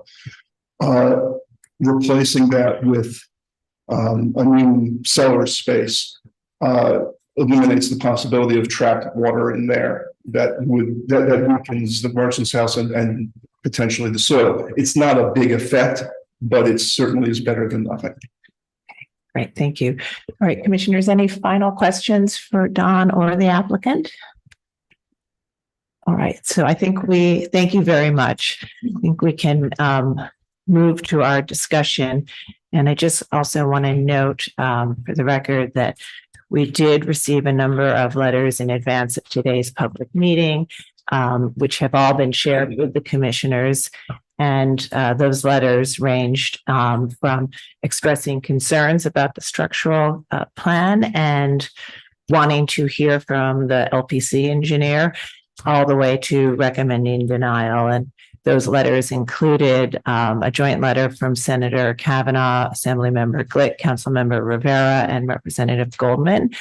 We also received a separate letter from Assemblymember Glick, Manhattan Community Board 2, the Merchants House Museum, the Parks Department, Historic House Trust, and as part of an email campaign, we received 621 emails in opposition. So we'll begin our discussion. Can I just make sure it's all clear that a lot of the correspondence we've received has been talking about asking to review Mr. Friedman's report, and we indicated early to various parties that there was no report, that Don was here. He was hired to review all of the drawings and to come in and present his opinion as to the proposal to the commissioners today. So there was a lot of misinformation about a report that never was and doesn't exist. Great, thank you. Thank you for clarifying that. Okay, so we'll begin our discussion about this, and I know there's a lot to talk about, but just to sort of provide some context, this is a site within the historic district adjacent to an individual landmark or very significant individual landmark and interior landmark, the Merchants House. And as was presented, the commission in the past approved the demolition of the existing garage and the construction of a taller building on this site. And then in 2021, I think it was said, we saw the first proposal for this new design, which is shorter than the previous approval. And at that time, we had a public hearing and listening to the presentation and the public testimony we received, we did ask the applicants to restudy and explore the structural plans and to work closely with the neighbors, the Parks Department and the Merchants House to set up site visits and to collaborate on the engineering. We largely supported the design, height, and massing otherwise of the proposed building, but did ask the applicants to restudy the brick and ask them to explore that flue. So the applicants are back today. They have shown the flue. They have presented to us the revisions to the brick. And I think most substantively for this discussion have talked about the work that they have done on the structural plans. And we've heard from our own engineer after having reviewed their plans on for the proposed work. And so at this point, the revised plans include doing the shelf with the pilings, the mat foundation, staging the excavation in pieces, all inside the current building, underpinning at the back garden wall, which I gather sits on this property, and then enhancing the monitoring, the vibration monitoring by lowering the trigger threshold for any vibration movement, and notifying parties immediately. The applicants have also said that should there be an approval, they would retain a plaster conservator to survey the plaster, and I think we would want to see a stabilization plan if any issues were identified in that survey. So we'll begin our discussion. Commissioner Goldblum, would you like to start this one? Sure. This is an interesting application because it really kind of shifts our focus off of the appropriateness of the aesthetics of the building and onto something that we almost never, I can't recall, talk about, which is the means and methods of construction and how they impact on an existing building. And exactly how that ties in with our appropriateness findings, I'm a little bit confused about, but so be it. I think that it's clear that the applicant's gone to great lengths to improve their processes in an effort to minimize potential impact on the Merchants House. However, I mean, for me, the key is the plaster. I'm convinced that the building won't fall down as a result of their work.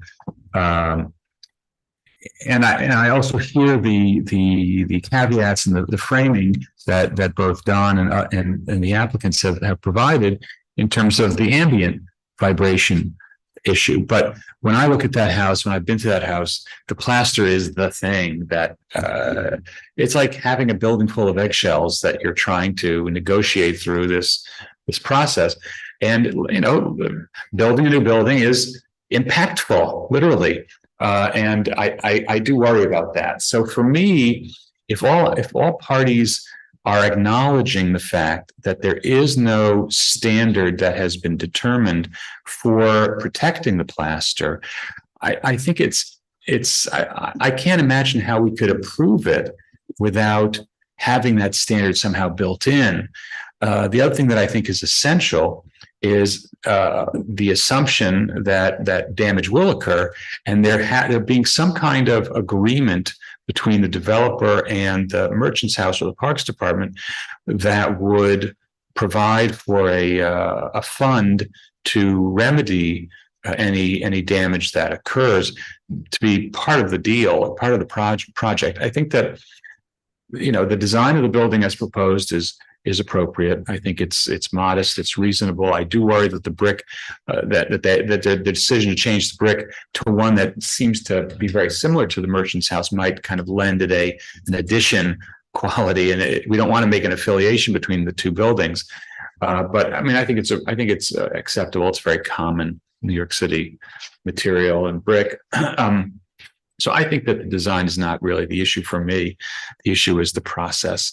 And for me, without those two things, without a plaster standard and a pre-built-in mechanism for remedying problems as they most likely will occur, I think it's a little bit hard for me to approve it. If you think, or if everyone thinks that those two things can be built into an approval now in such a way that there are teeth in it, so that going forward we were assured that those were taken care of, I could go along with that. So just talking through what the pre-built mechanism to remedy any damage would be, I think that we would need the conditional approval to build in a standard, and then a plan should something happen, right? Everybody will be notified at that threshold, that 0.2 trigger threshold. And then a plan needs to be in place already to deal with the potential types of damage. It's an interesting question. I mean, thinking about it just, on one foot, I think that we require sign off documentation from an applicant on a typical job, right? In this job, we could ask for that sign off documentation to include reports from the plaster people, photography of any remedies that have taken place over the course of the job. We could kind of beef up our own sign off requirements. That's number one. And number two, maybe the staff person who is monitoring this at LPC could be part of that ongoing process, so that instead of just kind of swatting it at the end, they're kind of there along the way, and they're empowered to stop things if they see that things are going awry. Yeah, and we would be part of the notification system and would be monitoring that. Okay, Commissioner Ginsburg. So I first agree, and I wasn't here for the last hearing, but that the building as designed is appropriate, so that isn't the question. I also think that given that there's no plaster standard, I'm not sure we're going to have one developed for this individual building, but the fact that the building is getting vibration significantly above the warning level and does have some cracked plaster means that it probably, we have the 0.2 vibration, we're probably not doing anything that isn't being done on a regular basis by trucks going by. I would agree that having someone look at the plaster, and obviously there may be some plaster damage now that should be repaired, and if there's a monitoring, the monitoring program includes us, and the plaster experts look at the building and sign off, and that there is then a plan if anything does happen for repair and financing for that makes sense. So I can conditionally approve it with some provision to that effect. Okay, Commissioner Chen? Yeah, I mean, Michael is correct in that this is a very interesting case. Is a significant building, and the issue here is that the lack of standard for the plaster. And so I think I'm thinking that as a safeguard, the option may not be just to say we arbitrarily design a standard for the plaster, but it's more the monitoring as the case progresses. Is the process, as Michael said correctly, during the process, how do we ensure that scenario A, cracks developed, scenario B, there's a small. So I think if we can put conditions into the process rather than arbitrarily set a standard, because we can see a crack and how big is a crack. And so I think that it's reassuring to see that this bench or shelf design is moving away from the adjacent merchant house building, and I'm sympathetic to the idea of this less impactful auger piling, and I think the whole thing hinges on what happened when the construction starts with the safeguard that have been the monitors, the vibration, and so that's the part. Okay, thank you. Vice Chair Bland? I think this is one of the most difficult votes I've had to make in 15 years of sitting around this table. And I think part of the reasoning is, my reasoning is, notwithstanding the extraordinary level of seemingly expert structural analysis, et cetera, that we've just heard and have heard somewhat before, it's the recent history of the loss of buildings in this city. I mean, yesterday afternoon at 3:30, a whole section of a building came down for no apparent reason. So there's a lot that is just kind of happening, and we don't always know why.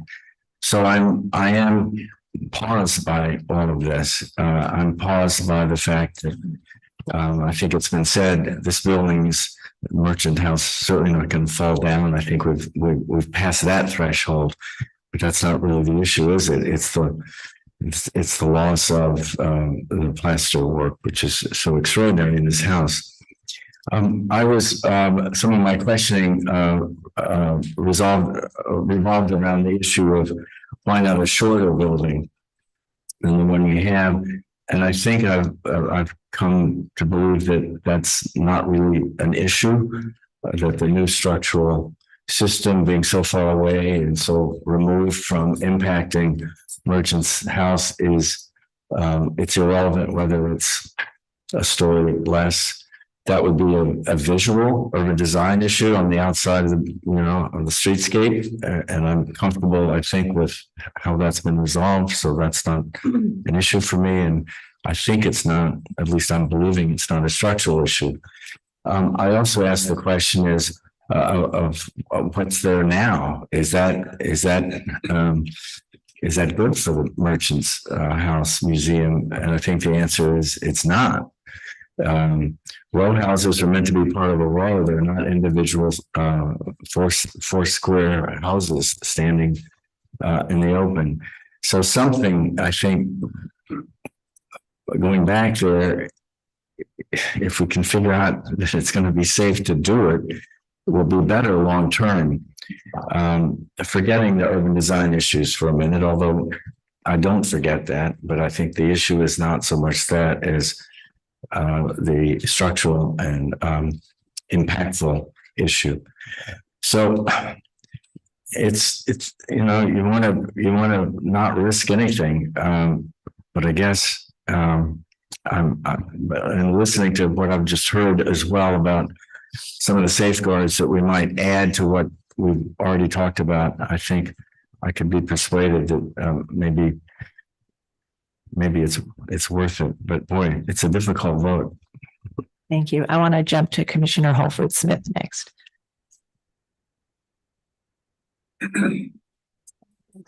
Well, I agree with the comments that have been said by my fellow commissioners already.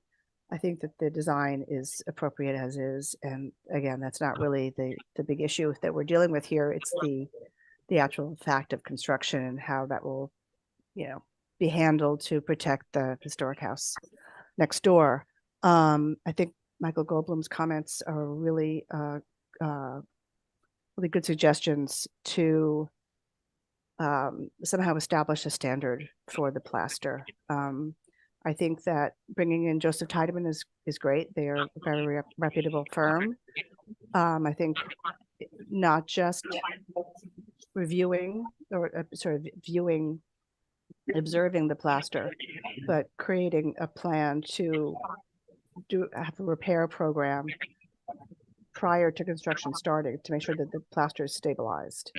So having the funds there to do that, if the plaster is stabilized prior to the construction, it'll be in much better condition to withstand any vibration that does happen. And I think, having the LPC sort of continually monitoring what's going on site and having the vibration monitors being pushed out in real time so that as soon as anything exceeds the threshold, everyone's notified right away, is critical. I was glad to hear Don Friedman's analysis of the structural system, that it is an improvement over the prior system, and it seems like it's a good design to minimize impact on the house. I think it is a difficult decision, but I think there is some benefit, again, to having the house, having a building adjacent to the house, so that that west facade is not kept exposed, is a benefit. So I think, as we've all been saying, that making sure that there is a process in place and some work done up front to ensure the stability of that historic house, then I can probably vote on this. All right, thank you. Commissioner Lutfi. I think the commissioners so far have really made some really important comments, and I agree with a lot of them. I just want to add a couple of things. In difficult projects like this, it's always important that we get a lot of input from all sources, and that all of the parties who are somehow impacted, who have a voice, are heard, and remain open to, progressing so that, we can have progress. So I want to say that, number one, I appreciate the diligence that the applicant has made to investigate and work to develop systems that would ensure the architectural integrity of the Merchants Museum. But it's not just something that is static, and this entire idea of putting a process in place, it makes perfect sense. I just want to shift for a minute to the community and also the museum, because the needs of the museum, the input of the community have been critical to making sure that all of the issues have been brought to all parties' attention, which includes the commission and staff, and that everyone is taking it seriously. I don't think we would be here if we didn't have that input. So it's been vital. And also as a result of this whole dynamic, I think we are being as thoughtful as we possibly can and proactive. I appreciate our engineer's report and his honesty throughout it. So I think this idea of, first of all, we're establishing an important baseline at the beginning because the plaster is so important and the impact is so important that establishing the baseline of making improvements that might be necessary to put that plaster situation in a positive and baseline condition that we can then work, all the involved parties can monitor and work off is a great idea. And thank you, Michael and Mark and everyone else for recommending that. And I happen to also agree that with the statement that not only has the applicant made, but has been echoed by others here and Fred, that, it's not great for the building to just be a standalone. This is a building that has been grown. It's like any kind of small structure, townhouses and brownstones and brownstone neighborhoods and tenement buildings in a row. It's just so the idea of building a building is not necessarily a bad idea. It's just that it be done with a lot of thought and that there is a process in place. So I'm completely on board with everything that's already been recommended. I do want to step back for one more second to say that, I think this is a good building. And I think that the changes that have been made to it are excellent, actually, and that it's a modern design that is very understated and draws from the landscape around it. And it's actually, the design is about finesse, and I appreciate some of the things that have been done here, especially with this very light cornice that's evocative, but, just airy. And there are so many things here that I think work well. I personally like the change in the materials, and I love the way it hits the ground. It's completely understated. So that's it. Great, thank you. And as this design is being proposed within a larger NoHo historic district, I'm glad that you did talk a little bit about the design. Thank you. Commissioner Master? Yeah, so I'm one of the new commissioners, so I'm seeing this for the first time. And as reviewing it, I see how long this process has taken, the different iterations of design, the times that they've gone back to the engineers and done modifications based on the feedback that they've gotten from the community and the concerns. So I do have to say, I'm kind of in awe that this has been a project that we and the applicant has been working on for a very long time. First, in terms of the building itself, the height and the massing, I think, are acceptable given the varied streetscape. In the design, I think is also fine. And I think it fits into the context of this historic district.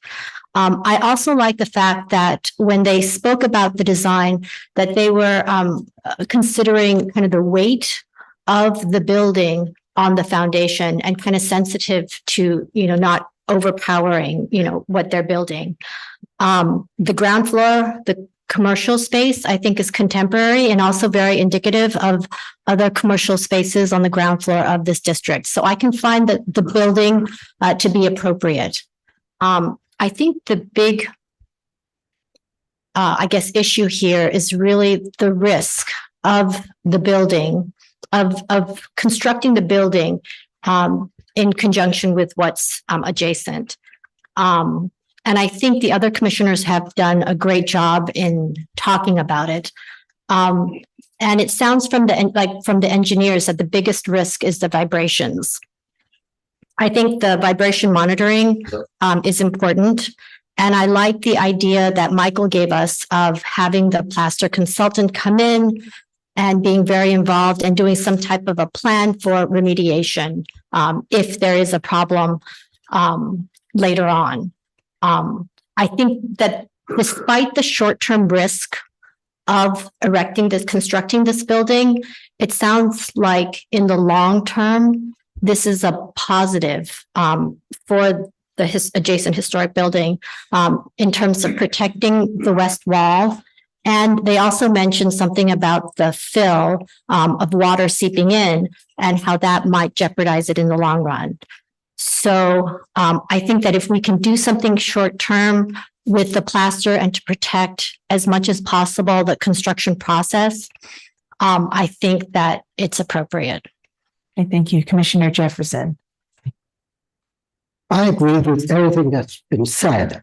I know from my experience that if you put piles in and you have a plaster building next to it, it's going to crack. No doubt. No doubt. And the issue for me is once it starts to crack, do we stop construction? Can we do that? That's very difficult to do. So then, there's no guarantees here, but how much cracking can you accept? I mean, I've been through this at Yale University when I was a construction supervisor.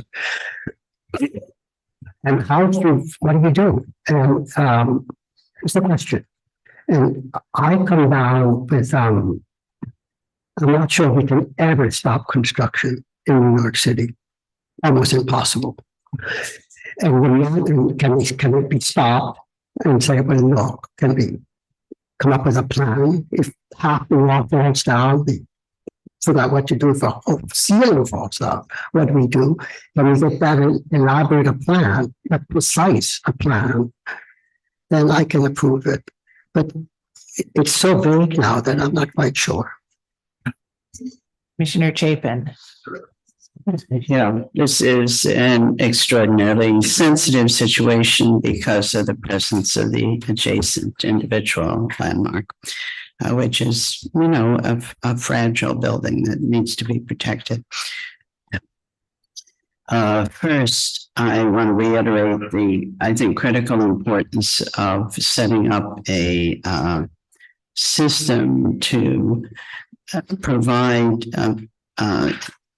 immediately provide all the monitoring data to the concerned parties, as well as the developer, that is the LPC, the DPR, Merchants House, and that should be able to be done.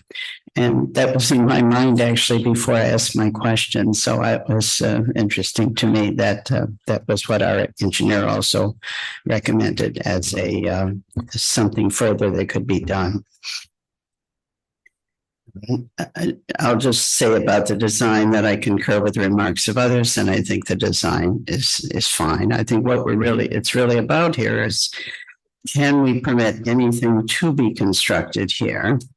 And because I do think that the additional steps that the applicant have taken is actually almost a model for things that could be done in other circumstances.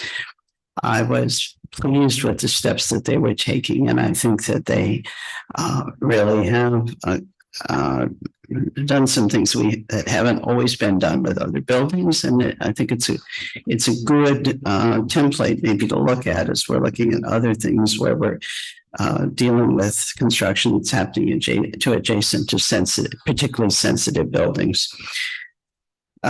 Which include building excavation, columns pulled back from the lot line, stepped mat foundation, the piles for supporting excavation, and the mat keeping stepping back from the building, keeping the roof as long as possible in that small building, which will help. The baseline monitoring, photographing and monitoring of the displacement, any cracks, any tilts, any vibrations. And finally, the plaster situation, which I think everyone is recommending, and they'd already talked about surveying and monitoring, but also a plan for remediation should there be a damage which occurs. Which I think we're concerned about, with landmarks, we're concerned about, in this case, the interior as well as the exterior. So I think it's relevant to us to be asking for it. Council can opine on that if it's inappropriate, but I am concerned about the any potential risk to the house, but I don't know if we can really deny any kind of construction here. And I think that this particular construction is being done in an appropriate way, as our engineer's report has reflected, so that if we can do some of this additional protective action with regard to the house, I think I could, in that case, approve it. Okay, great. Thank you very much. So I think we're all in agreement that in terms of the building's height, massing, and design, that it sits appropriately within this historic district and its relationship also to the individual landmark. I think we are largely comfortable with many of the steps that they have taken to enhance their structural plans, but I think all concerned about the threshold for the interior plaster. And so I think we would make a motion to approve this contingent upon the applicant retaining the plaster conservator to do a survey, try to establish a standard and a stabilization plan prior to construction. Also outline a remedy plan should anything happen.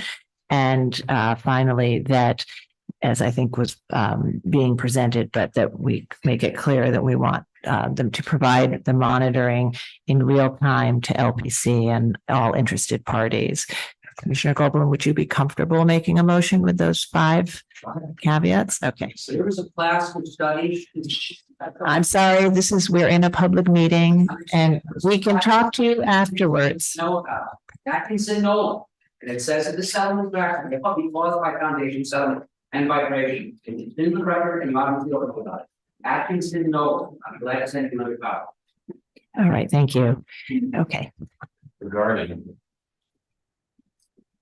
27 East 4th Street in the NoHo Historic District Extension, the application is to demolish an existing building and construct a new building. I note that historically there was a 4-story building on the site and that it was replaced by the 1-story garage in 1945 to 46. Further, I note that the streetscape of West 4th Street between Lafayette and Bowery features a variety of small and large historic 19th century and modern buildings ranging in height from 1 to 8 stories and in materials of cast iron, brick, limestone, and metal and glass. The site of the proposed building is immediately adjacent to the Merchants House, an individual landmark built in 1832 to the east, and an 8-story late 19th century classical revival store and loft building to the west. I recommend approval with conditions, finding that the 1-story garage building is not one of the buildings for which the historic district was designated.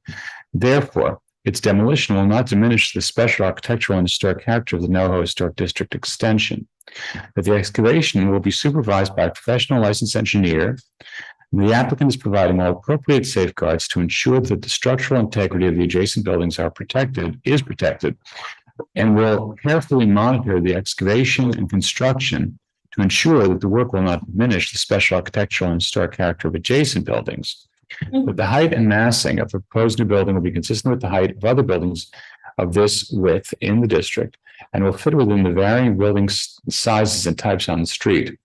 That the facade materials, including brick and terracotta fins and aluminum windows with large center mullions, will harmonize with the materials and details of the historic store and loft buildings in the district, which are composed of metal assemblies framed by masonry. The detailing of the proposed facade will reflect the varying details found within the historic facades and will provide a level of depth and articulation found on historic buildings within this historic district. The terracotta and metal cornice is a modern evocation of historic cornices and will successfully terminate the facade with the configuration of the ground floor infill, including clear glass at the door and at the doors, and large display windows, metal framing, stone bulkheads, is a simple and contemporary interpretation of ground floor infill found adjacent historic buildings. The design of the rear facade with horizontal bands of industrial windows and the visible side facade composed of plain brick with regularly placed punch window openings is deferential to the design of the primary facade and consistent with the character of secondary facades of commercial buildings in the historic district. However, I find that the applicant should undertake, as a part of this approval, an extensive and thorough monitoring program for the interior plaster of the neighboring merchant house. And this should include, first, the retention of a plaster expert and the determination with that plaster expert of a appropriate standard for vibrations in the merchant's house before work starts, accompanied by a survey of the merchant's house interior plaster work to determine and arrive at a remedial plan prior to construction starting, and that the Landmarks Preservation Commission staff should be among the parties notified in real time of any breaches of such standards, and that the applicant agrees to maintain a remedial fund for the repair of any plaster damaged, and that I would recommend that all such efforts be coordinated with the Parks Department, and that as a condition of sign off, that the Landmarks Preservation Commission will review the interior plaster of the merchant's house along with the other factors normally reviewed as a condition for a final approval. Perfect. Thank you, Commissioner Chen. Would you second that motion? 1 second. Some monitoring. Yeah, I got that. Okay, thank you. Before I second, I just want to like that Commissioner Hoffer's suggestion of a prior to construction stabilization plan of the interior plaster. Yeah. That's very important. And that's part of the initial survey should include a stabilization plan that should be verified by LPC staff before work begins. Yeah. Okay. All right. Second. Okay, Mark. Chair Carroll. Aye. Commissioner Bland. Aye. Commissioner Chapin. Aye. Commissioner Chen. Aye. Commissioner Ginsburg. Aye. Commissioner Goldblum. Aye. Commissioner Jefferson. Aye. Commissioner Lutfi. Aye. Commissioner Master. Aye. Commissioner Holford Smith. Aye. With 10 in favor and none opposed, the motion passes. So that is approved with those conditions. And we know that you have a lot of experience working in historic districts. We're confident in you, but do wish and hope and expect that you will keep open lines of communication with the staff throughout this entire process. We'll move to the next item. Okay, and I am noting a schedule change of public meeting item 2, which was LPC 21-05596, 1197 Clove Road, the John King Vanderbilt House individual landmark, will not be presented today and will instead be seen at an upcoming public hearing meeting. And in its place, we are going to move public meeting item number 3 into this slot. That is LPC 23-10705. This is an application for a binding report in the borough of Manhattan, multiple blocks and lots in the South Street Seaport Historic District. This is a maritime and mercantile historic district with buildings ranging in date from the late 18th through early 20th centuries. The application is to establish a master plan governing the future installation of landscaping, light poles, plaques, and wayfinding signage. This was last presented at the public hearing of September 12th, 2023. No action was taken at that time. The applicants will present revisions to the proposal after we open the proceedings. Okay, so we'll do that now. Commissioner Ginsburg, would you make a motion to open the proceedings? So Thank you. Commissioner Goldblum, would you second that motion? All in favor, say aye. Aye. Any opposed? Okay, the applicants may begin.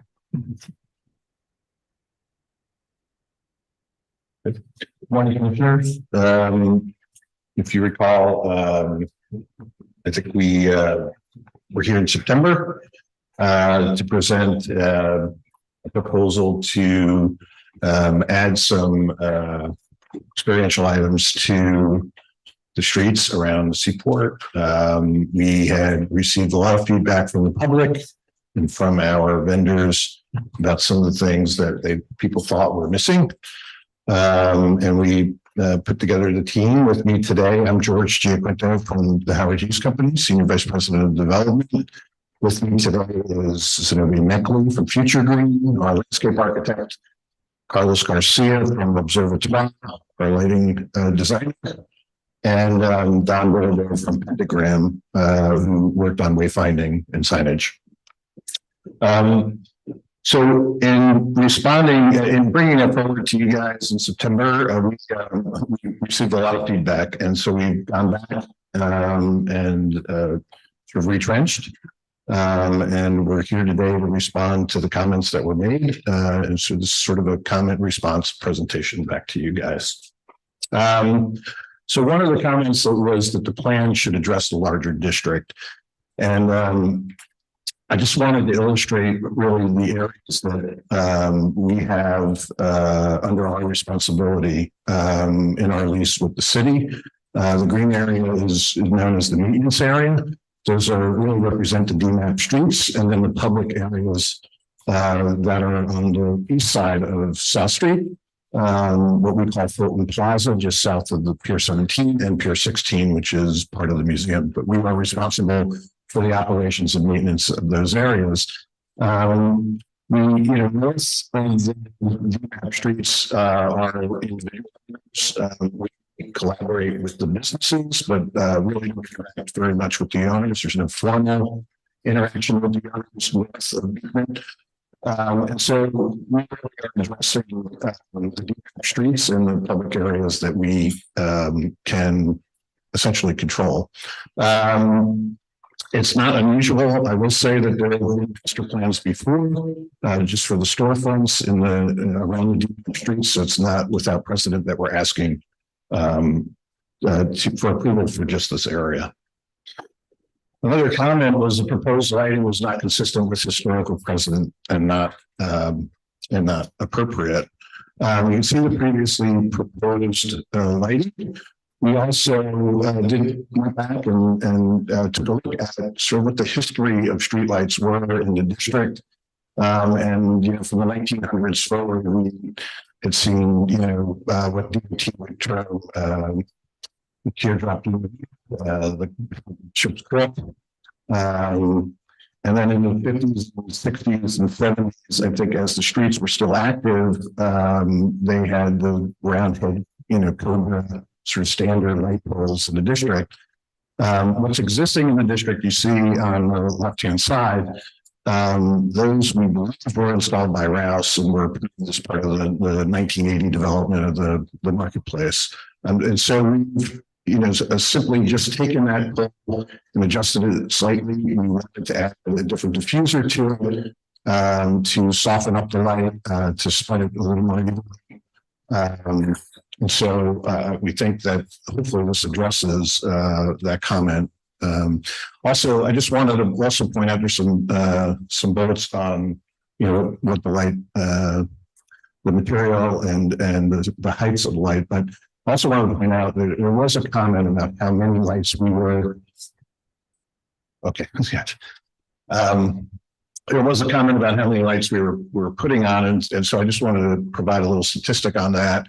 Along Fulton Street, we are adding so that we are replacing 8 poles, but we're also replacing the 10 spotlights that are on the roof of the museum block building. So essentially there's 18 lights focused on that street, but it's very inefficient and it doesn't provide the consistent level of lighting. So we're replacing those with 17 lights. So we're really not adding a great deal of light to the street. We're really merely just trying to even out the light and make it a little warmer. And actually dispersed evenly throughout the street. For instance, on the south side of Fulton between front and water, there are no light poles today. So they're essentially lit from spotlights from the museum building. So this is actually, well, we put this in to demonstrate the change in our proposed lighting. It also really is a good barometer for the full change of the package. You could see on the left-hand side, our previous proposal from September, there was the in-bed signage. There was the furniture that had the oyster shell aggregate concrete base. And then, of course, the light that was previously proposed. On the right-hand side, you now see that we have removed the in-bed signage entirely from our proposal. We've transitioned the furniture to more wooden metal base. It sort of harkens back to the barrels and the crates that you would have seen in the district when the fish market was there, and of course the new lighting. And then just to look on the east side of South Street, again, we had the three-headed poles in our previous proposal. We've now changed that back to the single head with the light you would find in the district, and we've also transitioned to furniture as well. So on the furniture, one of the comments we received from the commissioners was it was too slick. It was not unique to the Seaport. And again, you could see between the previous proposed and the new proposal now, we've sort of redesigned. We've gone to more wood with metal accents. Certainly in the uplands, you can see we've sort of tied these materials to what you would have seen in the district throughout history. You see, again, on what we've done now too, just to sort of add some variety to it, is on the upland side, the west side of South Street, you see more of the metal strapping around the wood timber. And then on the waterfront side, we're using more of the riveted metal accents for the furniture, which again harkens back to the ships and around the waterfront. And so just, again, a good variety throughout. This is sort of a kit of parts for us and will be implemented, in different forms in different areas. Just want to point out, because I know this particular shade structure was a bit controversial. We've eliminated the shade structure from the uplands area. So this will only be deployed in the waterfront area. And again, I want to reiterate that the umbrella is quite a unique design in that it's metal and rope. The full canvas umbrellas, we've just had struggles with the winds that come through the area, and they become projectiles essentially, or you have to put so much on them to hold them in place that it really becomes inefficient. And then just as, again, added variety and to, sort of make it a mix of items, we've chosen these sort of off-the-shelf vestry items that you see that sort of add a little element of difference to the arrangement of furniture. So again, I just want to reinforce one of the comments we received: embedded signage is intrusive. And so again, we've removed that entirely from the proposal. There was a comment that there was, I think, Vice Chair Bland said there was too much of everything. I just want to stress a couple of points. One is this is a kit of parts. There's a variety of furniture that we're showing for the design, but I think our implementation is going to be prolonged. It's going to be drawn out over a period of time as we get to see how these elements perform and how people use them. How many times we have to move them, how their durability lasts. So there's certainly some, I would say, some delay in how we're going to fully implement the plan. That said, we did go back and looked at what we had shown as full deployment of the furniture on the west side of South Street, and we sort of reduced our plan by about 50 items or so. And finally, there was a comment about directional signage and that it should not include individual shops. So I just wanted to point out, because I think it was misunderstood. Only the elements that you see, what you're seeing below is a map of all the locations of wayfinding signage. And I'll show you on the next slide. Really, you can see that those are deployed either on the light poles or in individual poles. So only the poles that you see highlighted in yellow have any specific tenant signage on them, and those are essentially at the pier.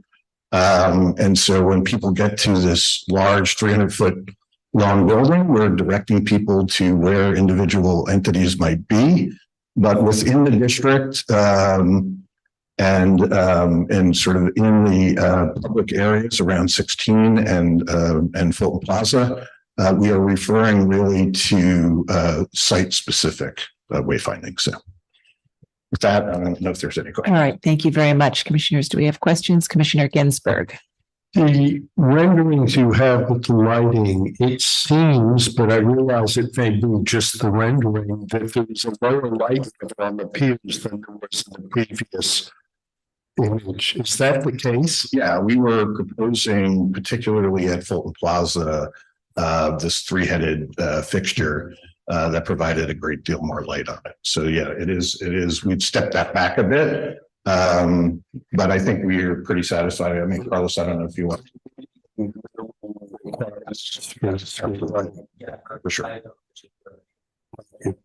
Richard, I would say we meet the minimum requirements today, but the problem is that we've received complaints that it's too low, and so we're raising it up higher, but we certainly meet the minimum requirements. I have a question. Yeah, I think Commissioner Chapin, did you have your hand up before? No. Okay, Commissioner Lutfi. So I was just looking to see if you had a map that shows exactly where all the lighting is going. Yes. So I don't know if you could see the locations on the plan, but on the upland side, you can see we're adding to Water Street between between Beekman and Fulton. Front Street, you will see we're actually replacing existing poles on Front Street, except for on that west side against 199 Water. There were no light poles there. And then we're adding lights along the walkway between the museum and Imagination Playground. And then on the pier, essentially there are 3 light poles today on Fulton Plaza. We're adding 2 to disperse light a little more evenly. And there are 2 light poles as you come up the drive, the access drive. And so we're adding, a significant amount there. Okay. And there, I just want to clarify this because it's been a little bit of time since your last presentation. Are those in addition to what exists? No, No, they're okay. replacing. Everything's being Thank you. replaced. Okay, Commissioner Jefferson. I have a question about the light bulbs. So you have wayfinding poles, right? You have existing light bulbs. Then you have wayfinding poles, right? Yeah. And the existing light bulbs, do they have the signage on them? The existing light poles never. So the wayfinding ones with the signage, and then you have lighting poles without signage, new ones. Correct. So the three variations. Yeah, if you look at the plan here, on the upland side, trying to see, B and M are not on light poles. All the other ones in the uplands are on the light poles. And then on the east side, on the pier side of the development, all of those are individual poles. Thank you. So instead of having poles with lights and poles with signs. It's just poles with Just and poles. signs. Yeah. Okay. Other questions? Okay, not seeing any other questions. I'll just note we did receive 2 additional letters on the revised proposal recommending approval, one from the Downtown Alliance and one from an individual. So we will begin our discussion now. And as the applicant presented the last time we saw this, I think the general comments were that it was too slick and not site specific to this. We asked that they study the elements so that they better relate to the rest of the historic district. And that included from some commissioners meaning adding more variation. And we also found that the number of light fixtures was okay, but that the design was out of character and out of scale with the historic district. And that the embedded signs in the paving were too much, and that we wanted the poles to be limited to wayfinding and not tenant names. And so the applicants in response have changed the design of the light fixtures so that they are more closely designed to match the existing light fixtures that they will be replacing. And they've eliminated the 3-headed fixture. So they're all single light fixtures. They restudied and changed the design and materiality of the benches, eliminated the shade structures from the uplands, keeping them on the pier, added some variety in the fixtures, and reduced the number of the parts in the kit. And with respect to signage, have eliminated the embedded signage, and the signs, I confirmed that the signs on the uplands will only be for wayfinding, not tenant signage. Although at the pier where you have the mall building, there will be more tenant directional signage. So they've responded in a number of ways, and we'll begin our discussion. Commissioner Master, would you like to start this one? Sure. I think that the applicant has done a very good job in being responsive to our requests. I'll start with the lights. I actually like the new lights that we have. And I think the other lights, even though they were very distinctive, I think it was a little bit of a distraction. The design was a distraction. The way that the new lights kind of blend, I think they are more of a background and they don't draw your eyes. So I think it's much more appropriate. And I understand that they're dispersed and maybe we have fewer lights, but regardless, I think that when I look at the drawings, I think that the lights are not as much of a distraction as they were before. In terms of the planters and the benches, I think that they did what we asked, which is look at the materiality. And, the introduction of the wood with the metal, I think it's more evocative of shipbuilding, of barrels. And I think they look lighter and more appropriate. And they even seem like you might be able to move them around. So I think that was responsive and appropriate. They've removed, I think, the shade structures. I think they're only on the waterfront, and I think that's a big improvement. And they also removed the embedded signage, which I think a lot of people found too much. I will say that the shade structure, which they have used, I think, metal and rope. I think that's fine because I think canvas, they said that they had an issue with the wind, which makes sense because you're right on the waterfront. So I can find that appropriate. So overall, I think they've done a great job. All right, thank you. Commissioner Jefferson? Yes, they have done a great job. And looking at this last night, I thought it was well done. And looking at it today, the lighting pole is appropriate. The plaques are appropriate. The wayfinding signage is appropriate. The umbrella shade structure, I think it's fine. I think it's all appropriate. Right, thank you. Commissioner Chapin? I think I wasn't here at the first presentation on this, but I think that the changes made are quite appropriate, and it's I think it'll be a nice addition to the Seaport. And I also think that the shade structures, well, you know, they've got two issues. One is the wind, and the other is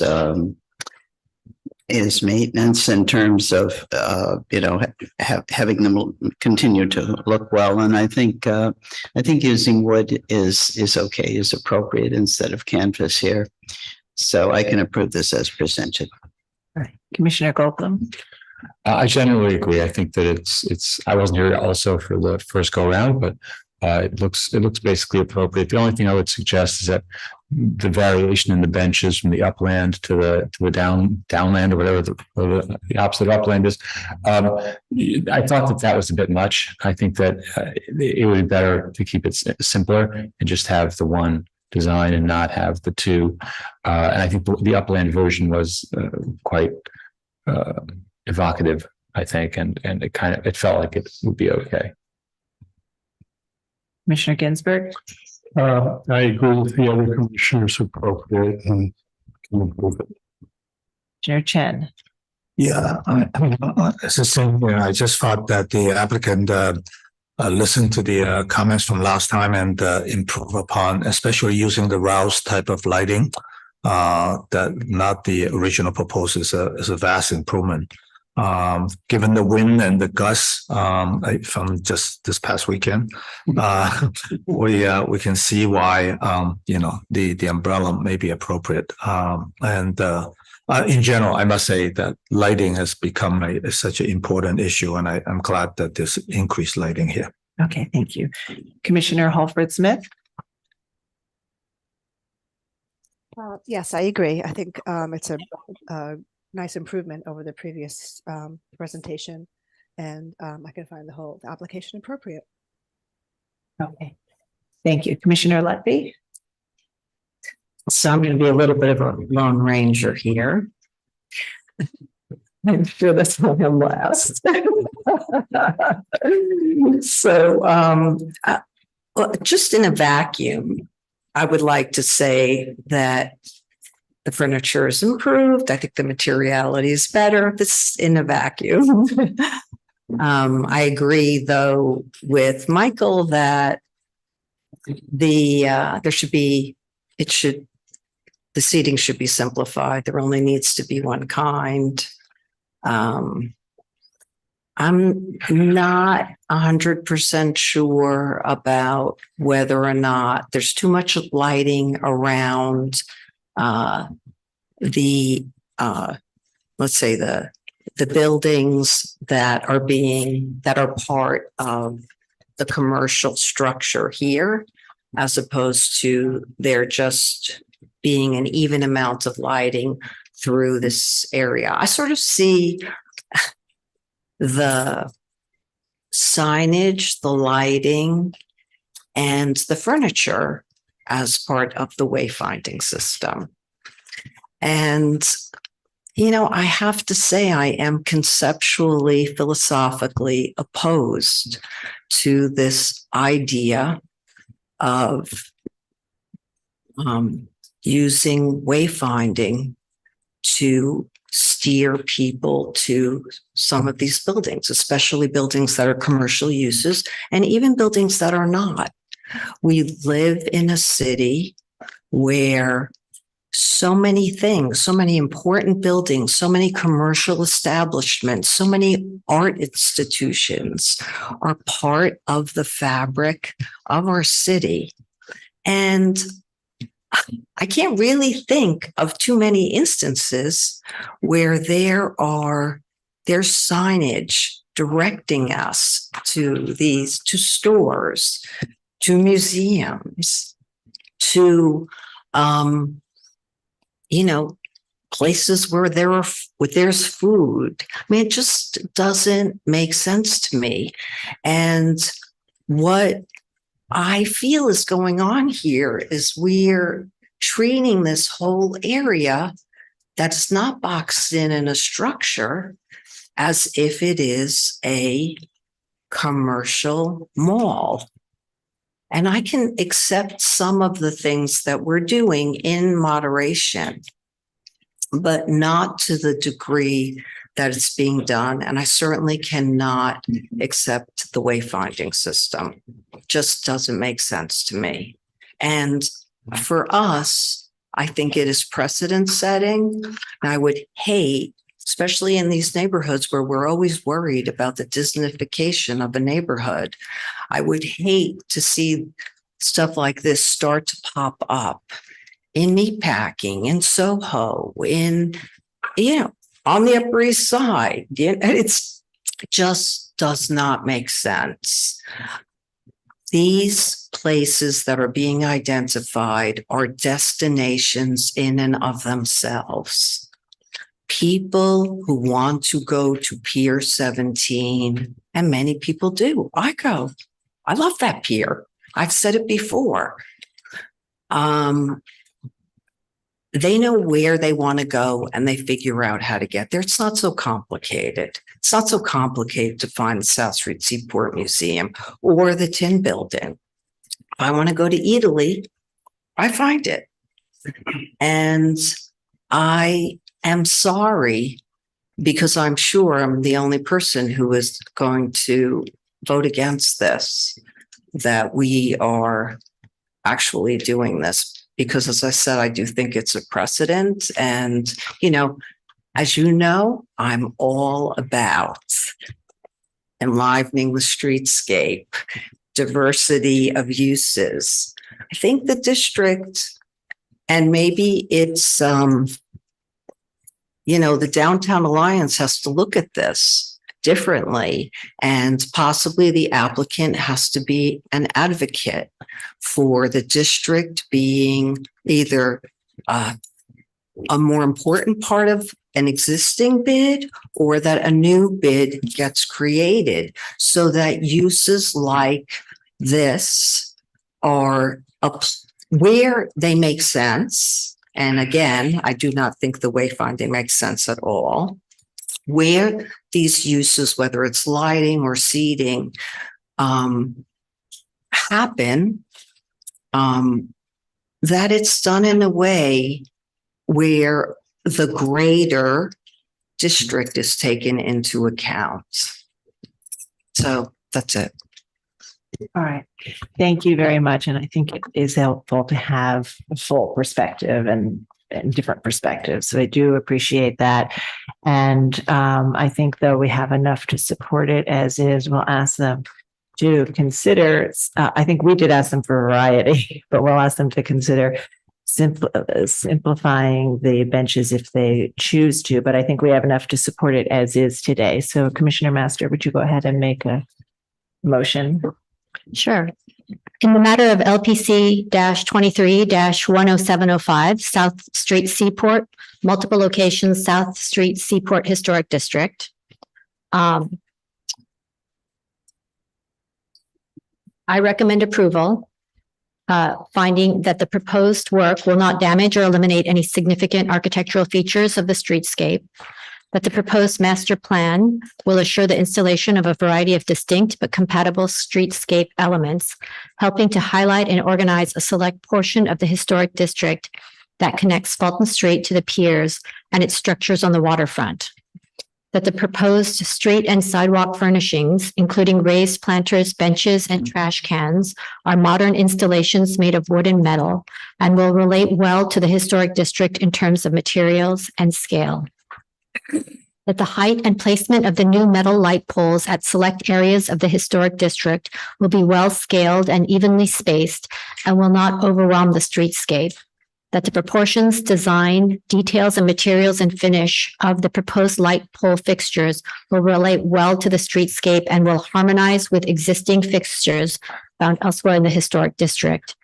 That the use of taller light poles at the piers will be compatible with the scale of the Tin Building and Pier 17 and will have no impact on the smaller scale historic buildings or the streetscape along Fulton Street.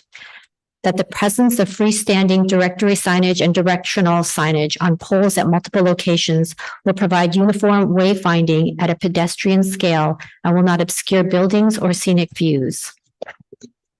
That the proposed plaque signs will be anchored at plain masonry and will be typical of plaque signage currently found on buildings in the historic district in terms of placement, size, and type.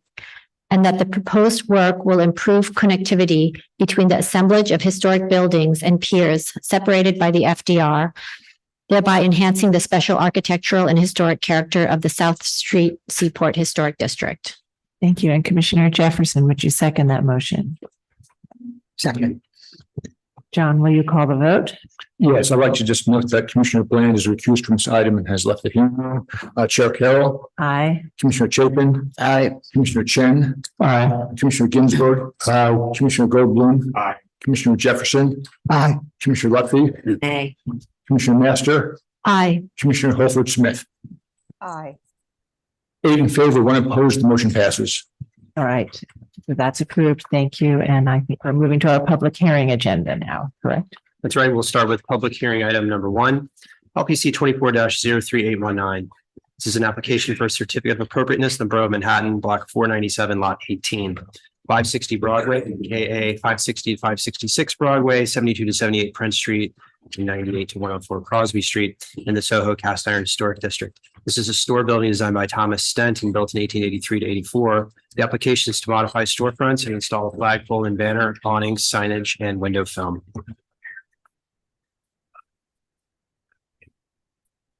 Good morning, commissioners. My name is Mick Doyle from Atchison Doyle Partners, and with me is Andy Liu, my associate, and Liam Houlihan. We were engaged by Aritzia with the women's wear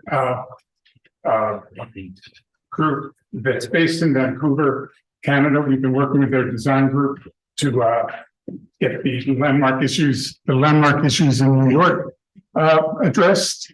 And as an aside, this was done through the Business Express program, working with Leanne, which was a great way to get it agended quickly and what issues the staff couldn't handle. And we're in front of the commission on certain items today. Now, where the record line? Okay. So the site is on the corner of Broadway and Prince. It's a prominent site. I'm sure familiar to most people, as it used to be the Dean and DeLuca space. That was emblematic for me in the years that was there. The archive photos show that the building above the ground level has been totally kept the way it was and is at a good level of restoration. Again, more archive photos.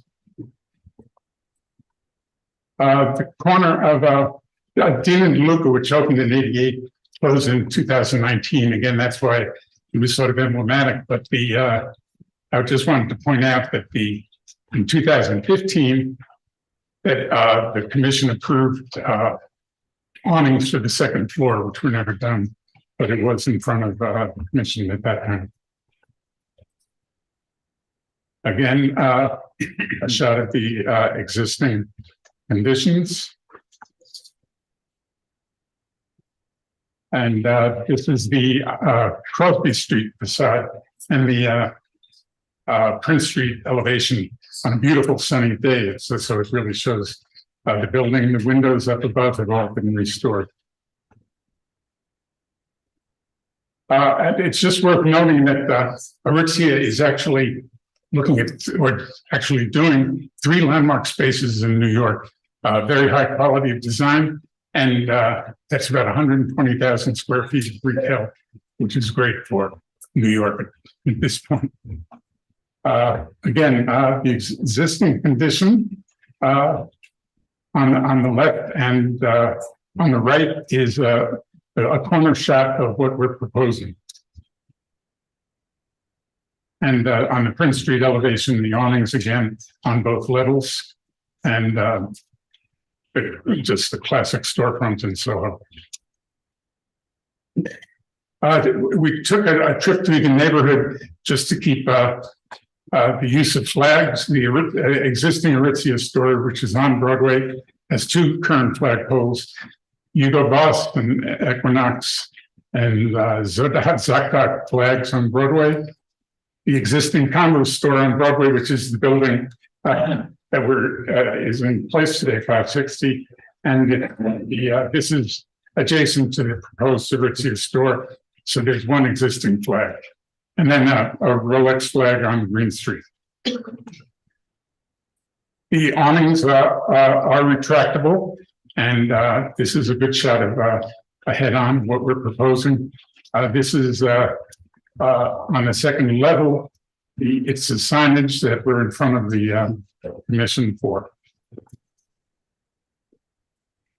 The American Eagle store on Broadway is an example of across the street, about a block away, awnings on the 2nd floor. And the TJ Maxx is just good for the awning photograph. Again, heads on with the lighting, which is proposed halo lighting. We understand, that beam across is cast iron, and was questions by the staff about this halo lighting, how to minimize it, and that we were asking to be able to drill into it, but I understand that's an issue and we'll address it in a moment. On the signage on the window storefronts is a raised 1/4-inch brass, and that's why we're in front of the commission, because that would be attached to the windows by adhesive, and if it was just a decal, it wouldn't be. It would have been a staff level.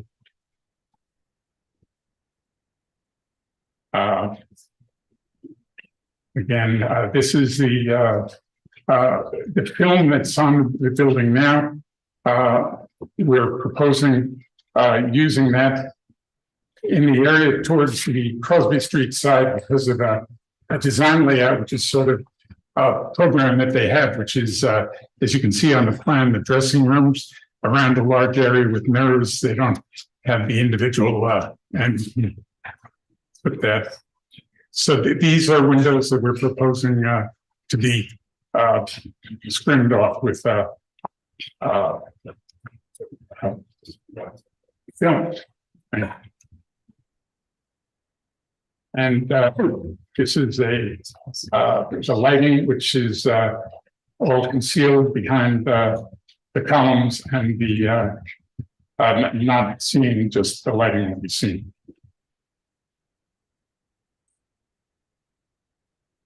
This is a modification for existing storefront, which we're proposing to put a space heater in there, and which recirculates, and that would call for commission approval. And you can see the difference. Again, a shot of the facade. It's mainly in question. And that should be it. Thank you very much. Do we have questions? Yes, Commissioner Ginsburg. For the lighting of the letters, you said you would talk about that, and I don't think you did. What are you proposing to do for that? Well, we were asking for being able to attach it by drilling into the iron, but I think what the fallback that is going to be presented, according to staff, would be the bar and just minimum impact, which would be typical of your approvals. Thank you. Thank you. Other questions, Commissioner Jefferson? Yeah, on page 11, on the awning, you don't have a horizontal dimension. And I'm curious, at the subway, does it cover the subway, or does it go halfway to the subway in the awning at the subway entrance? We're pulling it up. So you don't have a horizontal, is it 5 feet? Typically it's 5 feet. About 5. It's about 5 feet. tall. 5 feet, okay.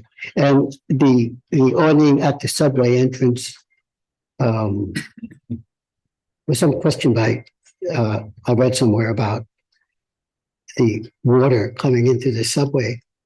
Is that an issue? I think it's far enough back not to have that happen. But we'll confirm it. At the subway entrance? That, is there a question? I'm sorry, Commissioner. well, without asking at the subway entrance, Yes. 5 feet. Yes, it's about 5 feet, a little under 5, but we will confirm that it's not shedding water into the subway. But I thought it would be a nice cover for the subway. Is it covering the subway entrance or is it set back? It's covering. It's covering. It's a partial cover. If It's partial. Yes. Okay, thank you. If we were to cover the entire subway entrance, the awning goes It was it would be 6, 7 feet. Right. 6-7 feet. Okay, thank you very much. Okay. All right, thank you. Yes, Commissioner Chapin. Was Commissioner Ginsburg asking about the pin mounted signage? Yeah, Yes, in the cast iron. And so the applicant they haven't revised that. No. revising it to follow the staff's suggestion to do a raceway. Yeah, I just wanted to, because I didn't hear all of it at the moment. So thank you. Okay. Thanks. Other questions? Yes, Commissioner Lutfi. How nice that the space is finally getting filled again. And thank you for showing your design within a neighborhood context. But I do have a question, which is that you are putting awnings on the first floor and the second floor. And what I'm not seeing in your photos and in the neighborhood is that there are awnings on the second floor. And so I'm wondering what made you think that makes sense in this circumstance? Well, it was, the intention was the branding, frankly, of Aritzia. And, when you're walking down that street, they wanted as much of a presence as possible while being discreet and working with the district. Across the street, I was trying to point out that American Eagle has that second floor awning system, and that they had been approved in 2015 to be across the second floor Of your own. of the subject building, 560 Broadway. Oh, it has been. Yes. And I would also note that, historically, we know that awnings were used for shade structures. And I think we've seen historic photographs of every building type, including these store and loft buildings in Soho that had awnings on upper floors. So the staff there is a rule that allows the staff to approve awnings on upper floors. And for us, it's the question of the signage on the skirt. Okay. Which is limited in the number of bays, correct? You don't have the signage in every window at the second floor. Yeah. We get a big cluster photo. So Yeah. So give you a chance. Okay. And the signage, as an aside, the staff is very clear about the signage, saying that would be a topic, and it was reduced significantly. Great, thank you. All right, other questions? All right, let's move to public testimony. Is there anyone in the room who wishes to speak on this item? Noting that no one has raised their hand, I will turn it over to Gregory Kala to see if we have any remote participants. Thank you, Chair Carroll. If you would like to speak on this item, please click the raise hand button at the bottom of the screen. Okay, so I see one hand raised from Pete Davies. Pete Davies, I will be promoting you to panelist right now.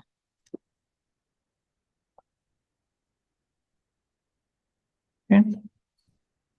So please unmute your line and state your name for the record. You will have 3 minutes to speak. Thank you. Okay, thank you very much. I'm Pete Davies, Broadway President Coalition. I do thank the applicant for minimizing to some degree, and to Community Board too. We do have a issue with the awnings over the subway. I think if you look at the measurements, you'll find that those awnings don't extend the full width of the subway stair and run the risk of directing water onto folks coming up and down the staircase into the subway. Also, the brand of the Aritzia name on the second floor awnings seems to be overkill. The examples shown at 599 Broadway has no branding on the second floor awnings.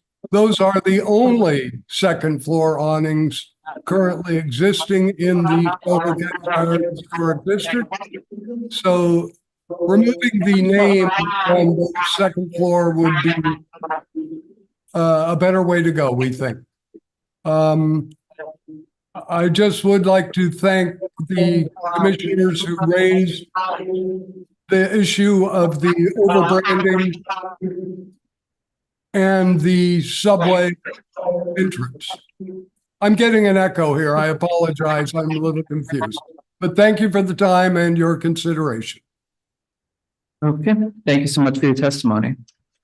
I do not see any further hands raised. I did see that Victoria Hillstrom did sign up, and I do see Victoria Hillstrom in the meeting. So Victoria, if you are with us, could you please click the raise hand button if you'd like to speak? Okay. So I will be promoting you to panelist right now.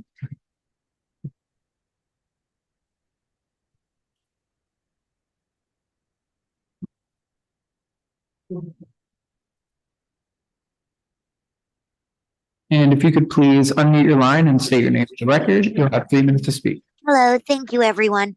I also support what Pete Davies has expressed completely. There is absolutely no reason to look to the second floors in this way. And of course, I support Broadway Residents Coalition completely. Thank you. Okay, thank you so much for your testimony.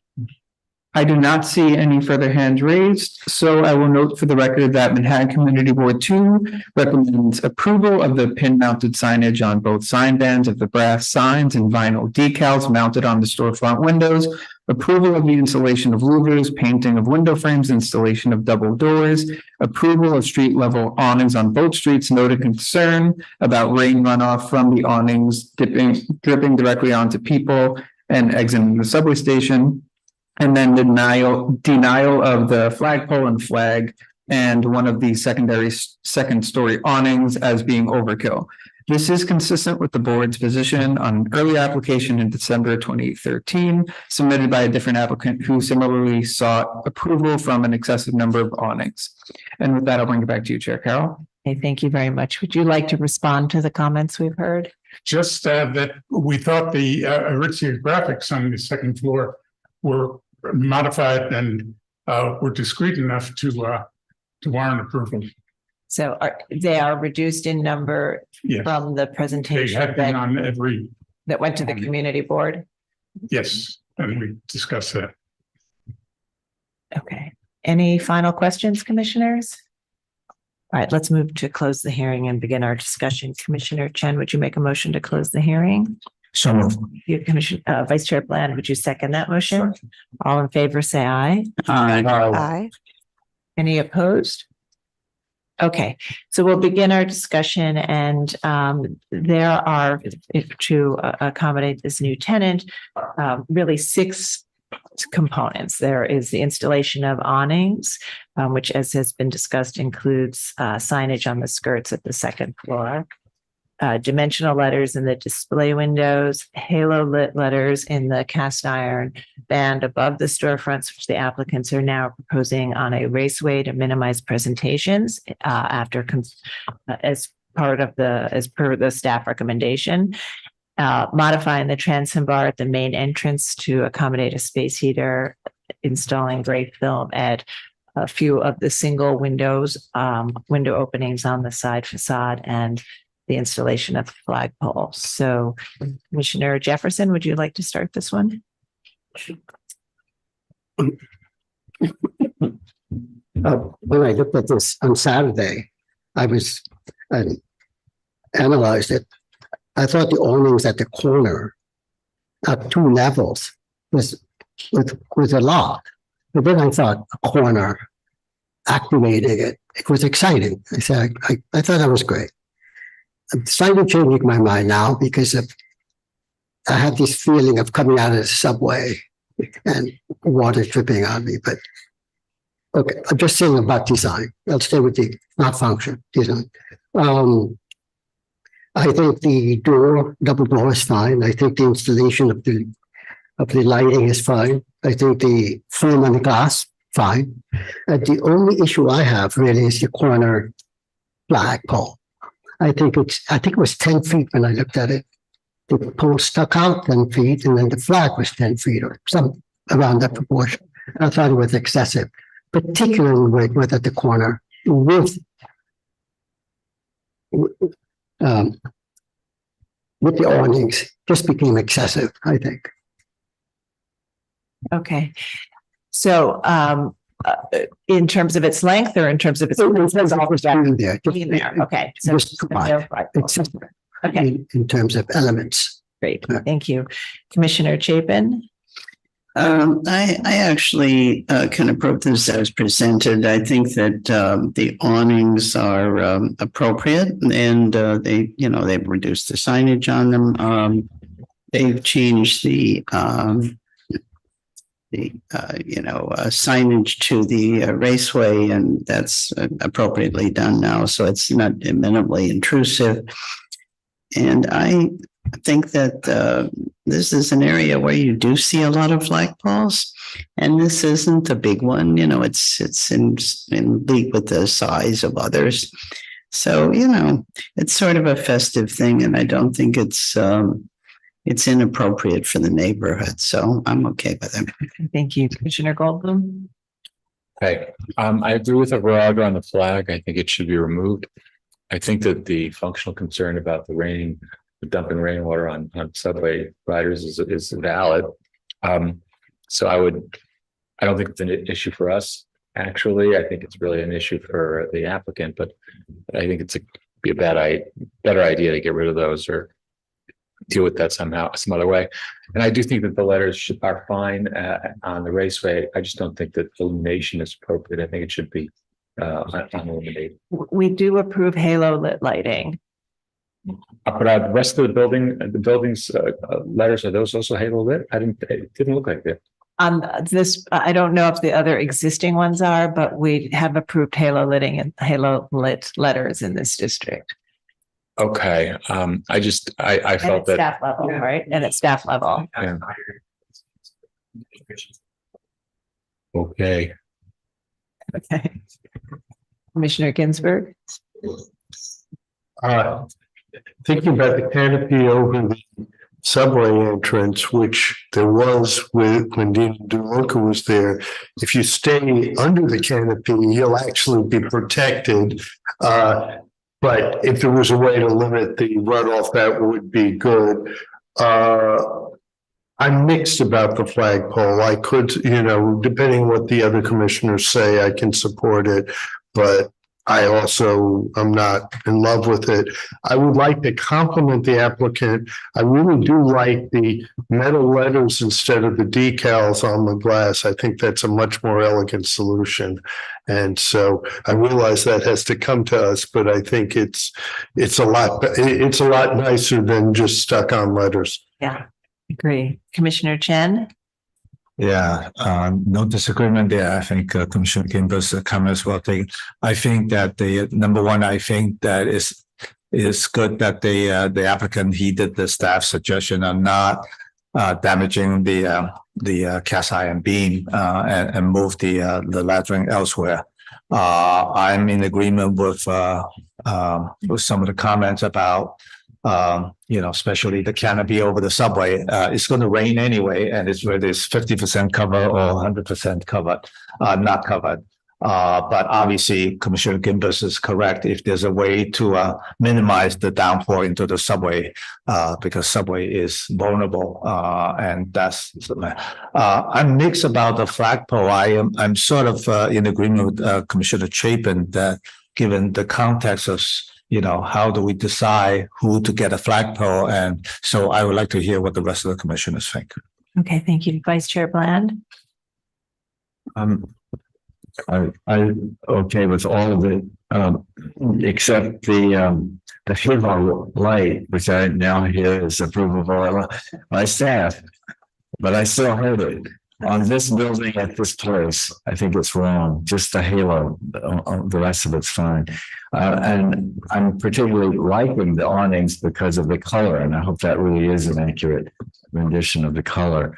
The two that you showed us, which are in the district or not in the district? I think they are. They are in the district. Are really egregious to me, but this somehow relates to the building very nicely. All right, and you're comfortable with the flagpole at the corner? I am. Okay. Sarah, the only thing I would say is it should be similar in size to others that are in the vicinity, not bigger. So it looks like it. I may be wrong that it's a little bigger. So the flagpole. Yeah. Okay. And the banner. Yeah. Okay. Commissioner Lutfi. So once again, I'm so happy this space is going to be filled, and it's been vacant for so long, and I almost felt for all of these years like I lost a close friend or relative, and I was wondering like when the void I felt was filled. Anyway, I do think overall the design is lovely and understated, and there are so many things I like about this. I do like the awnings, and it's true, Dean and DeLuca did have awnings. So I just would recommend that you check out the width and the runoff. And I actually think it's a nice way to identify the use on this particular street.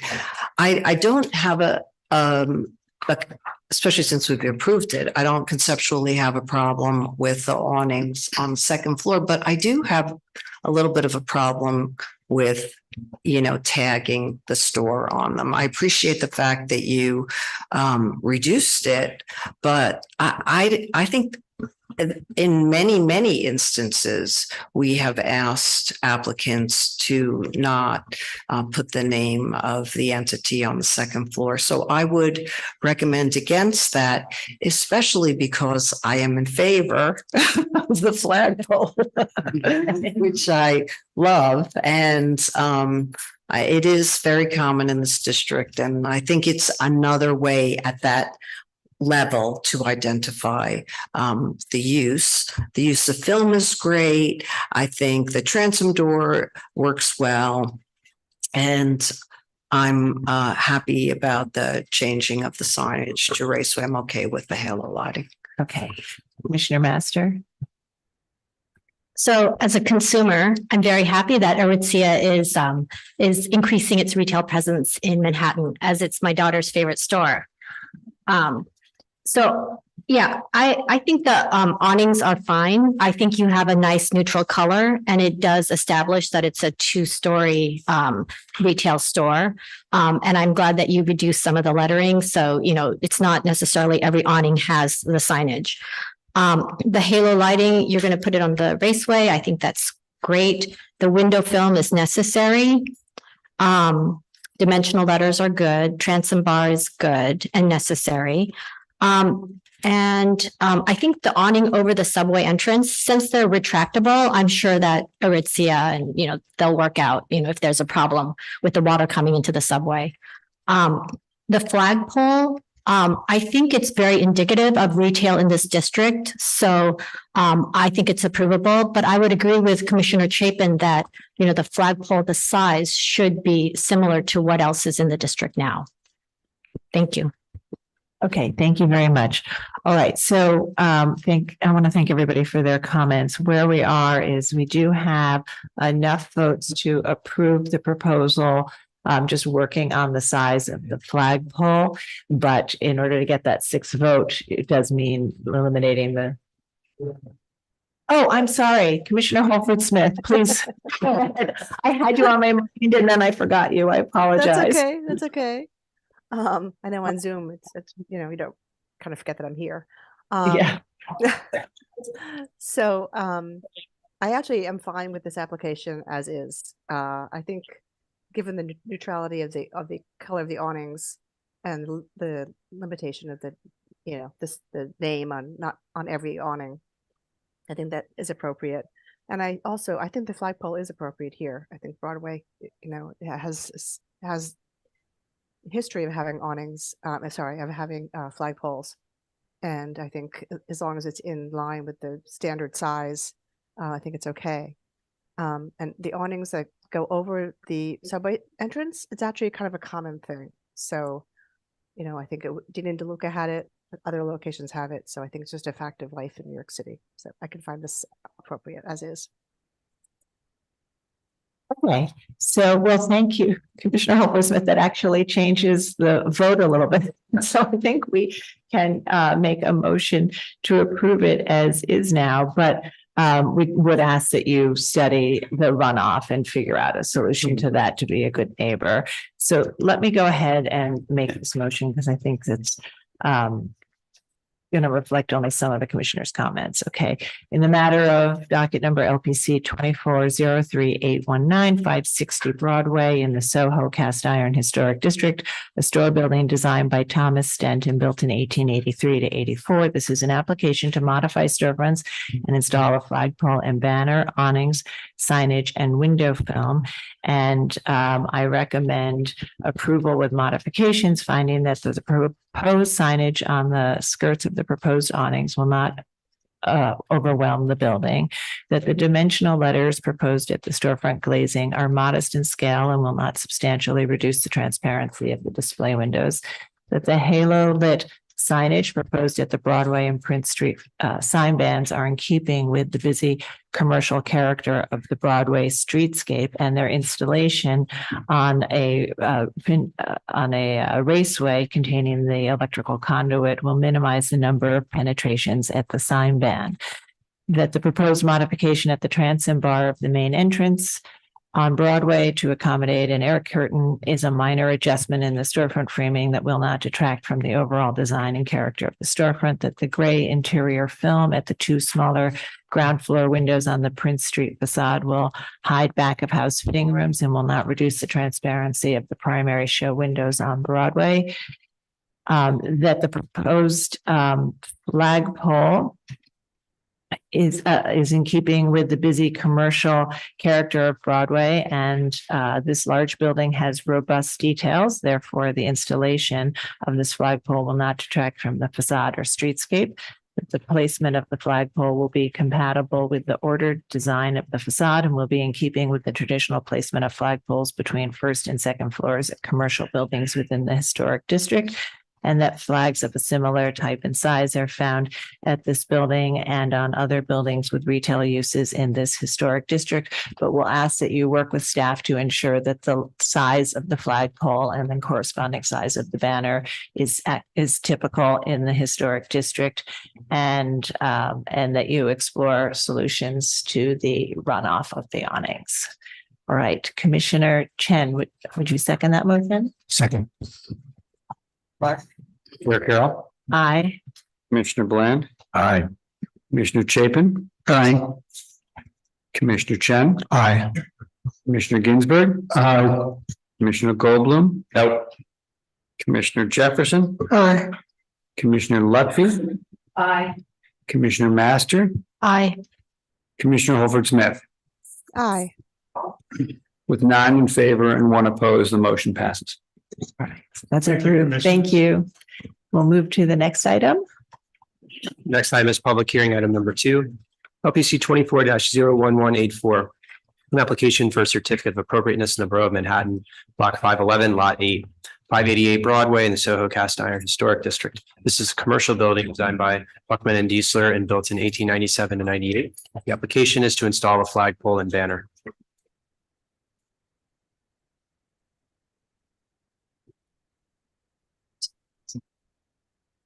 Hi, good morning. My name is Elena Consta. I represent Mangia on Broadway, which was founded in 1981 by Mr. Sasa Muniak, who is here with us today. We're new in the neighborhood. We're very excited to be in Soho since June, and we are here to apply for an installation of a pole and a flag so we can be seen on Broadway. So this is the building at the moment that we are located. It's 588 Broadway. It's between Prince and Houston. As you can see on the map, this is the historic picture of the building. Okay. This is our facade and the mock-up of the proposed pole and flag, which is exactly copy-paste, size-wise, material-wise, with the one that is at North Face, which is the store adjacent to us. I'm showing here all the drawings by our the flag company, that they're exactly the same with the ones that they were approved years ago for North Face. The renderings, the appropriate renderings. Please stop me if you have any questions regarding anything. This is the North Face pole and flag that we are looking to replicate. When it comes to the height, when it comes to the size, when it comes to the color of the pole, everything. Okay. This mock-up shows different aspects of the facade. And what I wanted to point out here is that towards the corner of Prince, there are 6 different poles and flags that they have 10 to 20 feet distance between them, while towards Houston, there is only 2 poles and flags with a total distance of 210 feet between them. So the distance between the existing North Face flag and the new potential Mangia flag would be approximately 60 feet. So it will not be cluttering with other poles, but also it would follow the nature of the commercial nature of Soho. And we're very excited because we're blessed to be known as the new Tina De Luca in the neighborhood. So we want to have some presence.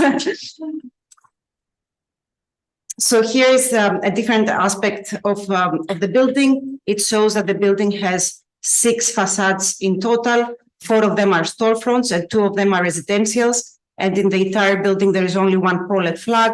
So we're seeking your acceptance for installing one on the left, which is where currently the Mangia storefront is. And that's it. Keeping it very concise. Okay, thank you. Commissioners, any questions on this application? All right, we do have one speaker signed up, Jeremy Woodoff.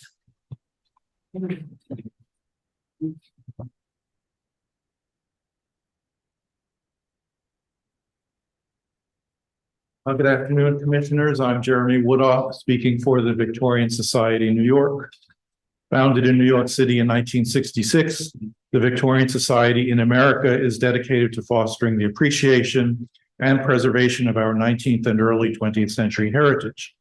The New York chapter promotes preservation of our historic districts, individual and scenic landmarks, interiors, and civic art. The Victorian Society has found that the proliferation of flagpoles and banners can, in some locations, be overwhelming. They can obscure important historic details and, if improperly installed, damage original material.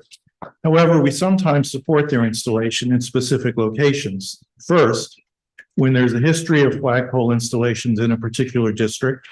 Second, when the installation methods are fully documented with anchors set into masonry joints to minimize damage to historic material. And third, when proposed flagpoles are reviewed in conjunction with existing poles to ensure that they match as closely as possible in terms of height above the sidewalk, length, finish, and installation details. The applicant has provided historic photographs documenting both historic flagpole installations and commission-approved installations in this district. However, the installation details on drawing S003 do not require the installer to place the necessary anchors into the masonry joints to minimize damage. These should be corrected. Finally, the applicant has provided photos of an approved flagpole installed at 588 Broadway for another tenant, the north face. As far as we could determine in reviewing the drawings, there doesn't appear to be coordination between the existing and proposed flagpoles. The applicant's photo montage on board S005 actually shows the pole supporting the new red Mangia banner in two different locations, once below the ground floor string course and once above. Commissioners, 588 is a carefully detailed building. Approved flagpole installations shouldn't be scattered over the facade in a random manner. The drawing should be corrected to show that the location, height, and installation details of these two flagpoles match as closely as possible. Thank you. Thank you. Is there anyone else in the room who wishes to speak on this item? Noting that there isn't, I will turn it to Gregory to see if we have any remote participants. Thank you, Chair Carroll. I do not see any hands raised in the attendees list. If you would like to speak on this item, please click the raise hand button now. Okay, I do not have any hands raised, so I will note for the record that Manhattan Community Board 2 recommends approval. And I will bring it back to you, Chair Carroll. So I'd like to ask if you would like to respond to the suggestions that we heard from the first speaker. Yes, thank you so much. I appreciate your comments and your feedback. Absolutely, we will speak internally to our design team to make sure that the height and everything is according to copy paste the North Face existing flag. That's the intention, that's the plan.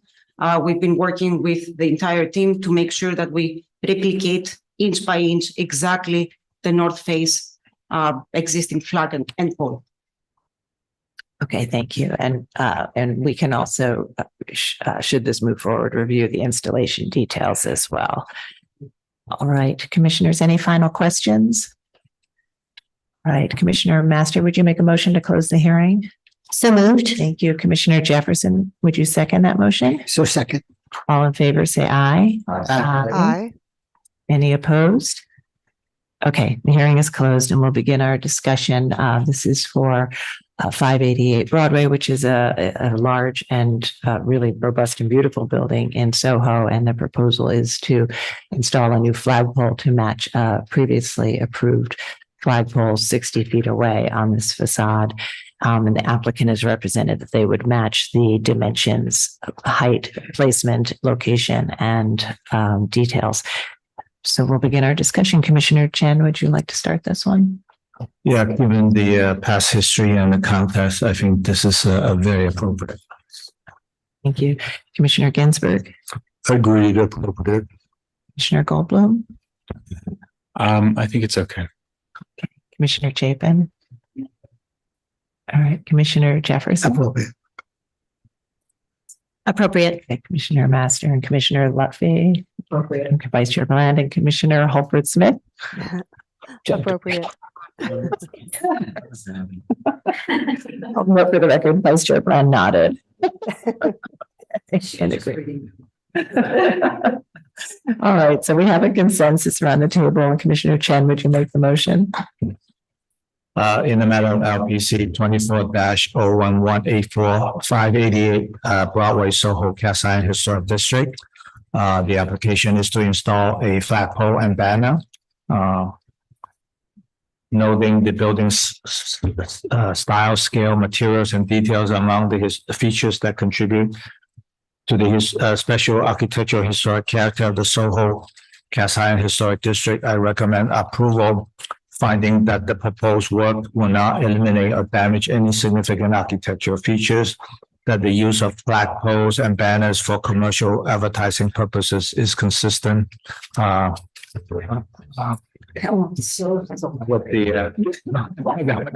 the chocolate will not slow us down with the commercial and industrial character of the streetscape and historic district, that the large scale of this commercial building can support the presence of a second flagpole, that the length of the flagpole will match the previous commission approved flagpole, and that the installation will not detract from the special historic and architectural character of the building or the historic district. Thank you. And Commissioner Ginsburg, would you second that motion? Second. Thank you, Mark. Will you call the vote? Chair Carroll. Aye. Commissioner Bland. Aye. Commissioner Chapin. Aye. Commissioner Chen. Aye. Commissioner Ginsburg. Aye. Commissioner Goldblum. Aye. Commissioner Jefferson. Aye. Commissioner Lutfi. Aye. Commissioner Master. Aye. Commissioner Holford Smith. Aye. With 10 in favor and none opposed, the motion passes. Thank you.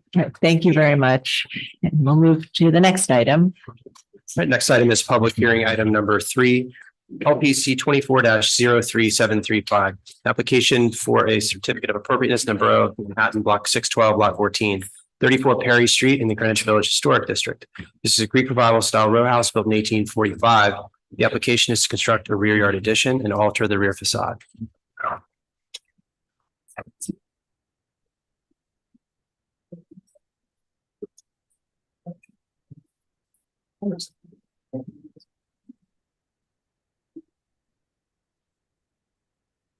Good afternoon, Commissioners. Cass Stackelberg, Higgins, Quaysbarth and Partners. Good to see you all today. I'm hereby joined by my colleague Julie Rosen and our design team from architecture, Matteo Botticelli and Marcelo Sotil, who will answer any questions that I can't answer during the presentation. Again, 34 Perry Street is located on the south side of Perry in the Greenwich Village Historic District. It is a row house that is a group, part of a group of 6 houses originally built in the 1840s. Interesting piece of sort of history is that this house amongst the row is the only one that has had this studio window introduction on the upper floor. The scope that we're going to be discussing today includes some minor modifications on the street facade, largely restoration scope with one commission item for review, and then work in the rear yard, non-visible, reconstructing an existing extension. As I mentioned, the row dates to the 1840s. The studio window is from the 1920s, and while this sort of combination of 19th and 20th century elements is not unique in the village, we think in this house and in others, it is noteworthy, and the design team is taking great care to preserve this sort of dual quality that exists in the building, both on the front and the back. Turning to a few aerial views, on the left, you can see a straight aerial view of the block comprised of row houses on the north side of the block. The star indicates where 34 Perry is, set within the row of 6 houses from 30 to 40 Perry. But the block also includes tenements and old law and new law tenements, a sort of mix of scales. The image on the upper right highlights the building in its location in the row. I will use this pointer just to indicate. You can see penthouses, commission approved penthouses at 32 and 30, and a recent approval for one at 36. You can also see here the skylight. This skylight was constructed along with the studio window on the front facade, and as you'll see on the rear facade in the 1920s. And then a view from the back of the row here, 34 here, this large studio window. All constructed when the roof was raised, the skylight was inserted, and these tall, large skylight windows were inserted both on the front facade and the street facade. I'll also just point out across the rear, there's actually quite a bit of variety in the fenestration. And as you'll see in greater detail in some of the photos, the elevation at 34 no longer on this upper floor has a relationship to the buildings on either side because of that 1920s reconstruction of the roof. Back to the street facade, largely intact with the modifications from the 1920s. There's an extensive scope of restoration for the brick masonry, for the ironwork. The cornice, the studio window will be retained and repaired. Really, the 2 areas of work involve inserting a new pressed metal lintel above the door to cover up that scar, similar to the treatment in some of the adjacent properties in the row, and then the introduction of planter boxes, which will need to be fastened at the mortar joints to the brick at the lower floor windows. Tax photos from the 1940s, just illustrating the presence of the studio window at the top floor, and also the skylight at the upper floor, and just the general character of the row about 80, 90 years ago. An existing and proposed elevation on the street facade, existing on the left and proposed on the right. I'll just highlight the planter boxes at the parlor level and second floor. The work up at the roof includes a new railing and mechanical equipment. Those have been mocked up and are not visible. There is no rooftop addition that is part of this proposal. As I mentioned, the balance of the work across the street facade is all restoration scope. A rendered elevation just illustrating the proposed treatment with the planter boxes and then the restored front facade. The studio window will be retained in its current condition and repaired. Turning to the back of the block, so a series of maps spanning about 100 years. The 1859 Paris map on the upper left and 1895 Sanborn. And so this earliest map does not show extensions off the back of these houses, but in the 1890s, there's the first appearance of 4 porches, wood porches off the backs of 30, 32, 34, and 36. And you can see a brick extension off the back of 38. Those remain in the 1916 map on the lower left and appear in the 1950s map as well. The only extension that remains is the one at the back of 34 Perry, but as you'll see, is in quite poor condition. The context in the back has changed quite a bit. Some existing photos of the extension off the back. As I mentioned, we've looked at this closely. We've been out with the staff. The conditions of the wood cladding are quite poor. There is overcladding on the underside. There's a sort of a new fiber board, and you can see peeling away. You can see here the sort of warped soffit cladding. That is in very poor condition. There's a dental course here, detail here, which is missing numerous dentals, and many of the wood elements are cracked. And then the posts that support it are not in good condition. They've been altered over time. This sort of brick base has been inserted, and this one is slowly sinking into the ground. And of course, porches, as I think you know, are features that one sees in the landscape of the backs of districts, particularly Greenwich Village, as well as even Brooklyn Heights houses constructed in the 1830s and 40s. They range typically in scale from 2 to 3 stories. Some of them would have had open porches. Some of them were enclosed. You can see that in this collection of images. Detailing was fairly typical or simple and typical in terms of simple paneled wood details, expressed piers, but fairly modest in their articulation. But a range, as I said, of treatments in terms of open and closed space and scale 2 and 3 stories typically. Turning to the existing conditions on the upper floors of the house, this is a view on the left looking toward the direct neighbor at 36 Perry, and the one on the right is looking toward 32 Perry. And the key thing I think to note is that the upper floor windows of the balance of the row maintain their historic elevation. So you can see the sort of 3 punched openings and the corbelled cornice here at 32. It's been altered here at 36, but at 34, with the roof reconstruction in the 1920s, when everything was elevated, the back wall was extended up and entirely rebuilt on the upper portions. And this large, you can see a piece of a large studio window on the back of the house. And even the corbelling is actually of a different detail than what is adjacent. We intend to keep that, that infill, but that relationship within the row has been modified over time. And we think that's a significant feature and one to be preserved. A couple of additional details at the back of the house. So this is the western side of that back elevation. There's the large studio window here, and directly adjacent is a smaller window that's been infilled, and then the windows below here. I'll also note that these windows, even at this register, don't even align with the windows directly adjacent. And on the lower right is an interior view looking out through that large studio window, and then the smaller window here, which now is in a bathroom sort of shower stall, has been enclosed partially, and we're looking to actually make that opening slightly larger, but still secondary to the main studio window. A view of the back of the houses from across the row, from 40 on the left, 30 on the right. There's a three-story masonry extension on 30, similarly at 40, and a variety of typically masonry extensions off the back. So the continuity, partial continuity that you saw on the historic map with the wood extensions that have been lost. So only 34 maintains a wood extension, albeit in a poor condition. And you can see the variety at the tops of these buildings with the changes in fenestration, and then the additions that have been added, particularly on the eastern side of the row. An existing photo on the left, and then a rendered elevation showing our proposed work, which involves reconstructing the extension, reconstructing it one floor higher, consistent with the heights of the other extensions at 30 and 40 Parent Street.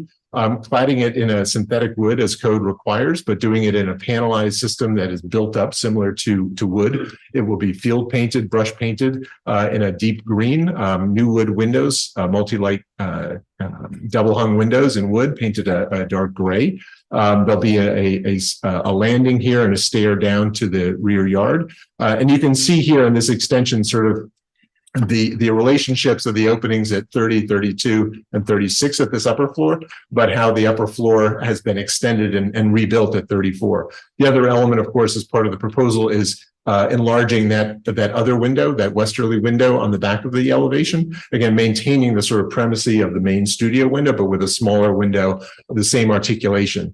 The existing window is a steel casement window in a wood frame. Neither element, the wood or the steel, is in particularly good condition. We're proposing to reconstruct it in all wood in a multi-light wood configuration, matching the configuration and operation of the historic, but just changing the windows. And then the same for the new window, which would be in wood. Elements up at the roof, as I mentioned, railing and mechanical equipment, not visible from any of the surrounding streets. In overall elevation of the row, you can see the three-story height is commensurate with the heights at the flanking buildings at 30 and 40. There is no addition contemplated as part of 34, despite the additions on either side at 36 and 34 and 32. 36, 32, and 30. Comparative elevations, as I mentioned, the proposal is to reconstruct the extension one story higher. That you'll see in section, we're pushing it out about 5 feet from the existing line here, still held back from the adjacent extensions on either side. So it still has a sort of a secondary reading to the two masonry extensions at the two flanking buildings, and then the enlarged window on the upper floor. An existing section here showing the extension, existing section with the extension shown here, and then a proposed section just showing this construction of that second floor, and then the extension off the parlor level as well. There is no excavation or underpinning that is part of the scope here. There'll be some digging out just for mechanical equipment, but there'll be benching incorporated into the cellar with no impacts to the lot lines adjacent. And then a comparative section off the back of the house existing on the left and proposed on the right. This hatched line represents the masonry extension off to the east. As I mentioned, we're held back currently. I think it's about 4 feet, 5 feet will be held back over 1 foot off of the back of the house. And then the extension here, and we have this overhang here with a landing. So the sort of shadow line that you have currently at the back of the house will be maintained with this slight extension and landing, which then leads down to the garden level. Looking at the upper floors, again, I mentioned the existing window, that smaller window that's been partially blocked in, making that slightly larger, but maintaining that relationship with the studio window, which will be a more significant presence on that back of the elevation. Some detailing of the extension. As I mentioned, this will be sort of built up in component parts, recessed panels, double hung windows, and it will be brush painted in the field with a dark green finish. And then some details of the upper floor windows, again, matching the operation and configuration of the historic, but doing it all in wood instead of the casement, the steel casements in the wood frame. And then just looking at a few of the examples, some of these were illustrated in the earlier slide. This is a porch off the back of a house on 11th Street where the commission approved a replacement in a different articulation, but in terms of its findings, recognizing that what was there historically and at the time of this application, the condition was quite poor, and recognizing that approval of replacement that recall the sort of articulation of the historic, but did see to the appropriateness of replacing it. And then a sort of more contemporary expression on Jane Street. Again, this 3-story extension that was there at the time of that application, reconstructed with a more contemporary expression in 3 stories. In that instance, recognizing the condition of the historic extension, but also acknowledging that none of this work was visible from the surrounding streets. So finally, rendered elevations of the proposed street facade and rear facade on the left, simply proposing planter boxes anchored at the mortar joints, and then at the rear, acknowledging again the condition of the extension, its poor condition, proposing to replace it with a new 3-story extension that recalls the historic scale and detail of historic porches, noting that the relationship that existed historically between the back of 34 Perry with its neighbors has been lost. All the backs of those houses now have masonry extensions. The extension itself will not extend back any further into the open donut than the adjacent houses. And I think significantly, it preserves this sort of dual character of the building, where you have the 1920s character of the studio window with the 19th century character of the porches. Maintaining that and preserving that relationship, we think, is quite important for the project. Thank you. Thank you very much. All right. Do we have questions, commissioners? Yes, Commissioner Chapin. Yeah, I noticed there in your plan that you have 2 living rooms. One down by the guest room and the other on the main floor. Go to the Just curious. plans. I might have Mateo answer the planning for the interior. So I can't read this on this screen. Which floor is that on? The parlor? There are 2 living rooms. There we go. One is the formal dining, one is the living room. One is the formal dining, the other one is the living room. They call living room, but they are 2 living rooms. One is formal dining and the other is Living room at the bubble level, the reference. So to the here- bubble level. Yeah, Right? I think The reference to the plan, I think this is this plan. Yeah, one is dining and one is living, but maybe they're both called out as living. the one that. Sorry. Yeah, he should. Sorry. Go up and speak, yeah. You can go and speak, that's fine. Explain it, yeah. Hi, good afternoon. Matteo Fraticelli. I'm the part of the designer team. To answer your question, if it was about this plan, so this is we maintain the original subdivision of the house that it is right now. As you can see, it's the 2 fireplaces, and the room on the front has been used as a living room, as proposed use as a living room, and the one closer to the kitchen is going to be the formal dining. Did I answer? And there's another living room on the floor above or something? Oh, the floor below on the garden level. The garden level, yeah, we call it living room. In reality, it's more like a family room for the kids to go out and enjoy them. Seem sensible downstairs. Sorry, it's confusing. No, it's the use, yes. It's a family basically of 2 and 2 children. All right. Any other questions? Yeah, I just want to make sure I understand this. So the 3rd floor is aligned with the floor above it. Is that correct? Let me go back to the section. Yes.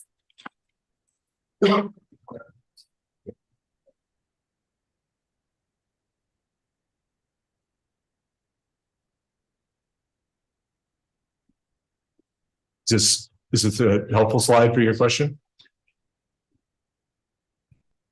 Okay, I'm looking at something else then.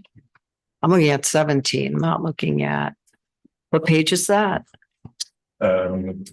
It's 17. 2, 3. LPC 17. Oh, we're on the same, it looks different on mine. Okay. So Isn't it the extension different? of the 3rd floor is this little red line is quite faint, is the outline of the existing. Right. So this is the extension of the 3rd floor, and then this is the extension of the 2nd floor, parallel.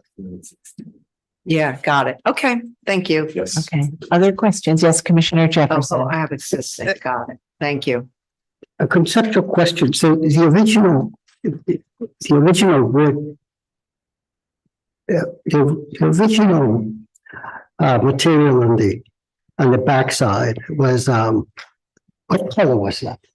What color was it? Yeah, It's a sort of a creamy white. creamy white. Yeah. So this is a conceptual new framework of making it green, right? You're making it a tea house. The color that we selected is based, this new color. Right. Is based on what? It's a preference, and we didn't do a finish analysis. I certainly don't think that the outermost color is necessarily the original color. It was just a preference of the design team, but what the current color is a light color. But go back to the photographs. The back of these houses are all sort of red masonry across the back. So we don't know what the original. No, I'm asking a different question. I'm asking that this green color, which has some kind of historical context to it, but I've seen that green color before. It's based on why that color?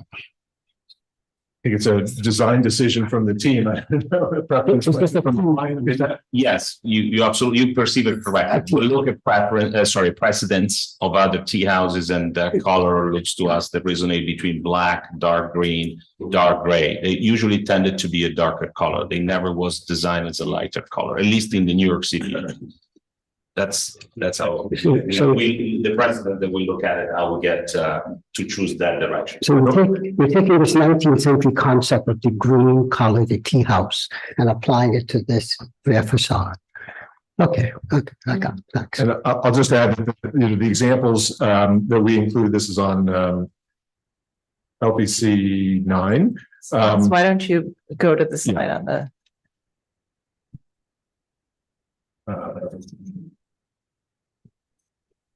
Oops. Two of the ones that we have here, the only ones that were available in color, are actually not dissimilar to the color that we're proposing. They're not on that location. And so at 235 West 11th Street, we allowed the replacement of the wood porch addition with a new addition expressed in wood to be evocative of it. Okay. Other questions? All right. We have some testimony, so we may have more questions after that. Dina Passwinter.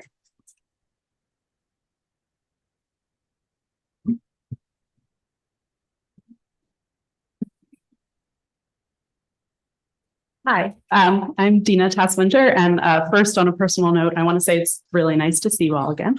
But I'm here professionally speaking on behalf of Village Preservation today. Village Preservation has concerns about the loss of historic fabric under this proposal, specifically of the historic tea porch. We ask that the commissioners consider a somewhat more restrained modification, including restoration and retention of elements of the historic tea porch and the rear facade. Thank you for the opportunity to testify. Jeremy Woodoff.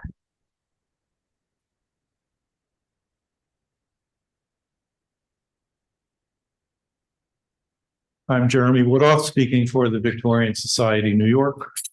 The Victorian Society supports the proposed alterations to the roof at 34 Perry Street and also to the front facade, as it appears they will not be visible above the front of the building. We also support the construction of an exterior stair from the historic tea porch leading down into the garden, as this type of stair is a common addition to the rear facades of row houses. However, we do not support any of the other proposed changes at the rear facade. The tea porch at the parlor floor level is substantially intact, as shown in the photographs. Comparing this one to the others shown in the photos, it's clear that the tea porch at 34 Perry retains not only all its significant features, but also a significant amount of historic material. I would point out that if deteriorated conditions of frame elements were the main criterion for their removal and replacement with something entirely different, very soon there would be nothing left of any frame structures in the city. Commissioners' tea porches are a significant feature of 19th century row houses. They are valuable testimony to the way that affluent families actually lived in these buildings. Unfortunately, too many have been casually or intentionally destroyed.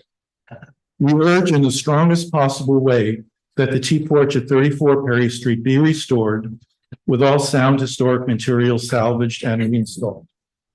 We also question the proposed enlargement of the small window opening at the third floor rear facade. The designation report states that the large casement windows on the front date to a major renovation in 1924. Such renovations are considered significant alterations which document the evolution of buildings and historic districts. As it appears that the large and small window openings on the third floor rear date to that alteration, we recommend that both of these 99-year-old window openings remain intact. Thank you. Thank you. Is there anyone else in the room who would like to speak on this item? Noting that there is not, I will turn it over to Gregory to see if we have any remote participants. Thank you, Chair Carroll. We will first be hearing from Lucy Levine from the Historic Districts Council. Lucy Levine, I've promoted you to panelist. Please unmute your line and state your name for the record. You'll have 3 minutes to speak. Thank you. Hi, Commissioners. My name is Lucy Levine. I'm speaking on behalf of the Historic Districts Council. HDC finds this proposal generally well done and largely appropriate. However, we believe that aspects of the work on the rear facade require editing and further study. This building appears to contain remnants of its original T-porch. We believe that the new design should incorporate aspects of that fact into the newly constructed T-porch. In particular, we find the loggia at the garden floor and its resulting shadow lines to be compelling and therefore worth incorporating into the new design. We are not suggesting recreating the form, but rather exploring how it might be reinterpreted for modern use. Second, the proposed bulk at the third floor is inappropriate, and we believe it should be removed.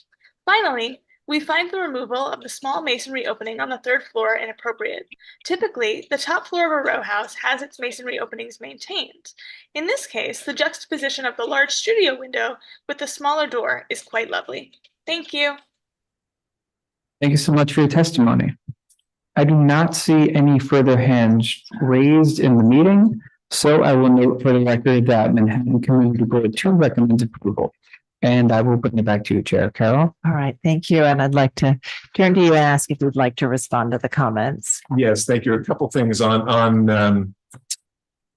on just sort of what remains at the back of the house. I think, having spent quite a bit of time looking at, we've pulled some of the boards off, which come off very easily because they're rotten.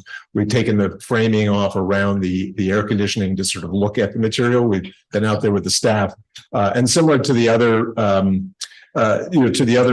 examples that I showed, the commission has acknowledged the condition as one of its findings in sort of accepting a reconstruction of these porches. So I think it may be easy to say, oh, you could just sort of salvage and reinstall this. First of all, the code is very limiting in terms of what kind of wood cladding you can use. I'll also just point out probably 60 to 70% of the elevation is actually window, and all the window is probably 10 years old. So the windows have been replaced already. So all we have really is the paneling, some of which has been cut, some of it has been replaced, and all of it is rotten. And then the underside of the porch itself, you can see in this detail photograph here. I don't know how it's a little bit dark, but all the boards on the underside of this are all worked.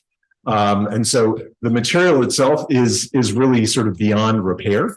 And I think the scale of what's being proposed is not only in keeping with what has been approved in the past for these porches, going from 2 to 3 story extensions, but I think in terms of its articulation, is very much consistent with what's there. It's about maintaining the sort of scale and detail of one of these historic porches. In this row, first I'll address sort of the base of the row. The relationship of these houses, historically, they all had matching porches. This is the only one that has one. And so we're maintaining that aesthetic and that character. It's slightly larger to accommodate the new program of the house. But we think it's very much in scale with the rest of the row in terms of the scale of the extensions. It does not extend out as far as some of the others. in the row, but we are careful to maintain the sort of texture and quality of that extension. I think it's also important to note up at the top of the window. Yes, we are making that one window larger. Again, the relationship of this house to its neighbors has been lost because that top floor has been rebuilt. And we're very mindful of maintaining the studio window. But that existing window is quite narrow and we're looking to enlarge it. Similar detailing to what's there, but obviously smaller and secondary to the other sort of primary historic studio window, which we do want to acknowledge its significance, but in a sort of subsidiary way. So I think collectively, in terms of the general treatment, the acknowledgement of these sort of two phases of development, the sort of mid-19th century row house scale with the T-porch or porch extension and the early 20th century scale with the studio at the top floor. We're very conscious of sort of maintaining that relationship and doing it in a sensitive manner, all of which is not visible from the public way. All right, thank you. Commissioners, any final questions? All right, let's move to close the hearing and begin our discussion. Commissioner Chapin, would you make a motion to close the hearing? So moved. Thank you. And Commissioner Holford Smith, would you second that motion? Second. All in favor, say aye. Aye. Aye. Aye. Any opposed? All right, the hearing is closed and we're going to begin our discussion. The front facade, while it was nice to see it, and we do appreciate the level of care there, is really being reviewed at staff level. So we are looking at the changes to the rear facade, including the replacement of the historic T-porch with a new 3-story addition that's designed in a way to be evocative of the historic porches, and to modify the small window opening on the top floor and to replace the studio window with a new wood multi-light window. So we'll begin our discussion. Commissioner Ginsburg, would you like to start this one? Yes, thank you. So in general, I think this is a well-done project. The only thing I have a bit of a question for, and I'm going to be curious what the other commissioners say, is I think enlarging the window on the top floor probably makes sense, but maybe not quite as large as it is two width instead of 3, just to make the hierarchy clearer. Besides that, I think it's appropriate and approvable. Okay, thank you. Commissioner Chen? I think Commissioner Gilbert raised a good point. I think just commenting on the front facade, I think that the front facade is a vast improvement, and I think that I have always have this bias for planter boxes. I think it really enhances the humidity in our streetscape. So I like to hear what the rest of the commission think about that rear top window. Okay, but similarly, you're comfortable with the rear. I just question the size of that second window. Yeah. Okay. Vice Chair Bland.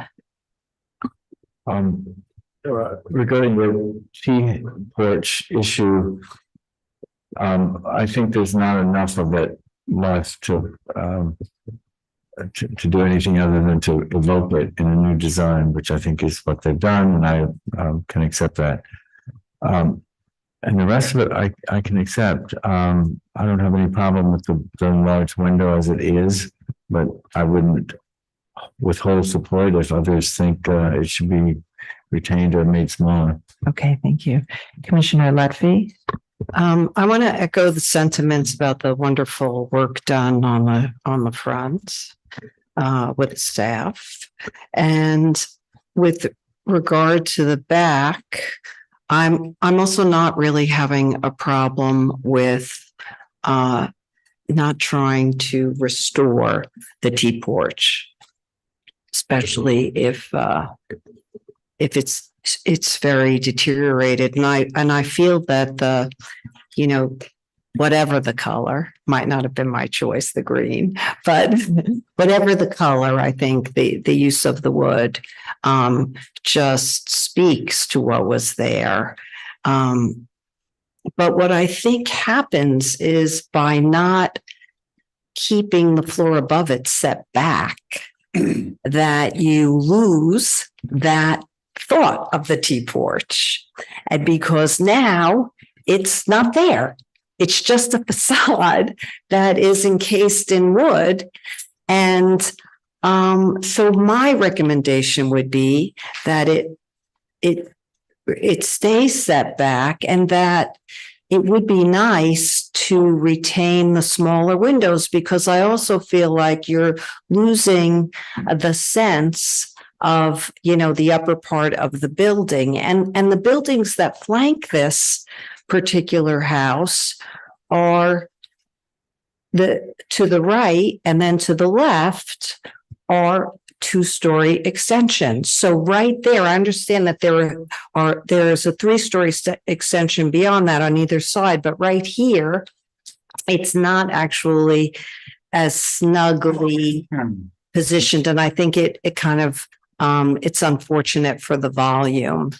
And if those windows are retained, I could accept the extra window above, but I don't know. That's my preference, and we'll see what everyone else thinks. All right. And I think, it is worth noting that the adjacent ones are 2 stories. I feel persuaded that with the 3 stories on either side of that, and then the immense variety within this block, and there are large apartment buildings, that the context could support something that evokes a 3-story porch, which did exist historically. So, but I understand your feeling about a 2 stories. Commissioner Master? I think they did a good job. I think that it's not visible from any public thoroughfare, and that when they come out, I think similar to their adjacent neighbors. And I do think that there are 3-story additions, in maybe not adjacent, but nearby. I don't feel very strongly one way or the other about that second window on the 3rd floor, so I will just defer to what the majority of commissioners say, but I think it's appropriate. Okay, thank you. Commissioner Jefferson? I have some conceptual question about this, because the whole idea of a tea house being 3 stories somehow doesn't ring right to me. And the 2 stories I could see would be beautiful, but 3 stories is kind of a conceptual change that I find difficult. And the existing window on the 3rd floor, we should keep the existing window, because this new window it's just a whole new, it's kind of almost a dialectic of what was there before. And Okay. Okay. So I think the I find it applicants did difficult. have an example of a historic 3-story porch, and we've seen others. So there's a existing scale, comparison that I think you're making as well, which is valid. Commissioner Chapin? Yeah, my initial reaction was, well, it maybe should be 2 stories, because there were 2 stories on each side of it. But looking at the pictures in context, I see that most of those buildings have rooftop additions. So this house actually looks smaller in the context, even with the 3rd addition. Because I was thinking, well, maybe just, they could extend the 2nd floors, the 2 floors, lower floors farther. So I think I'm persuaded that it's okay for them to do the three stories. And I don't, I'm interested in other commissioners' commentary on the issue of whether, if they're trying to achieve the sense of the Seaport, if that's really been accomplished with the design. I don't think,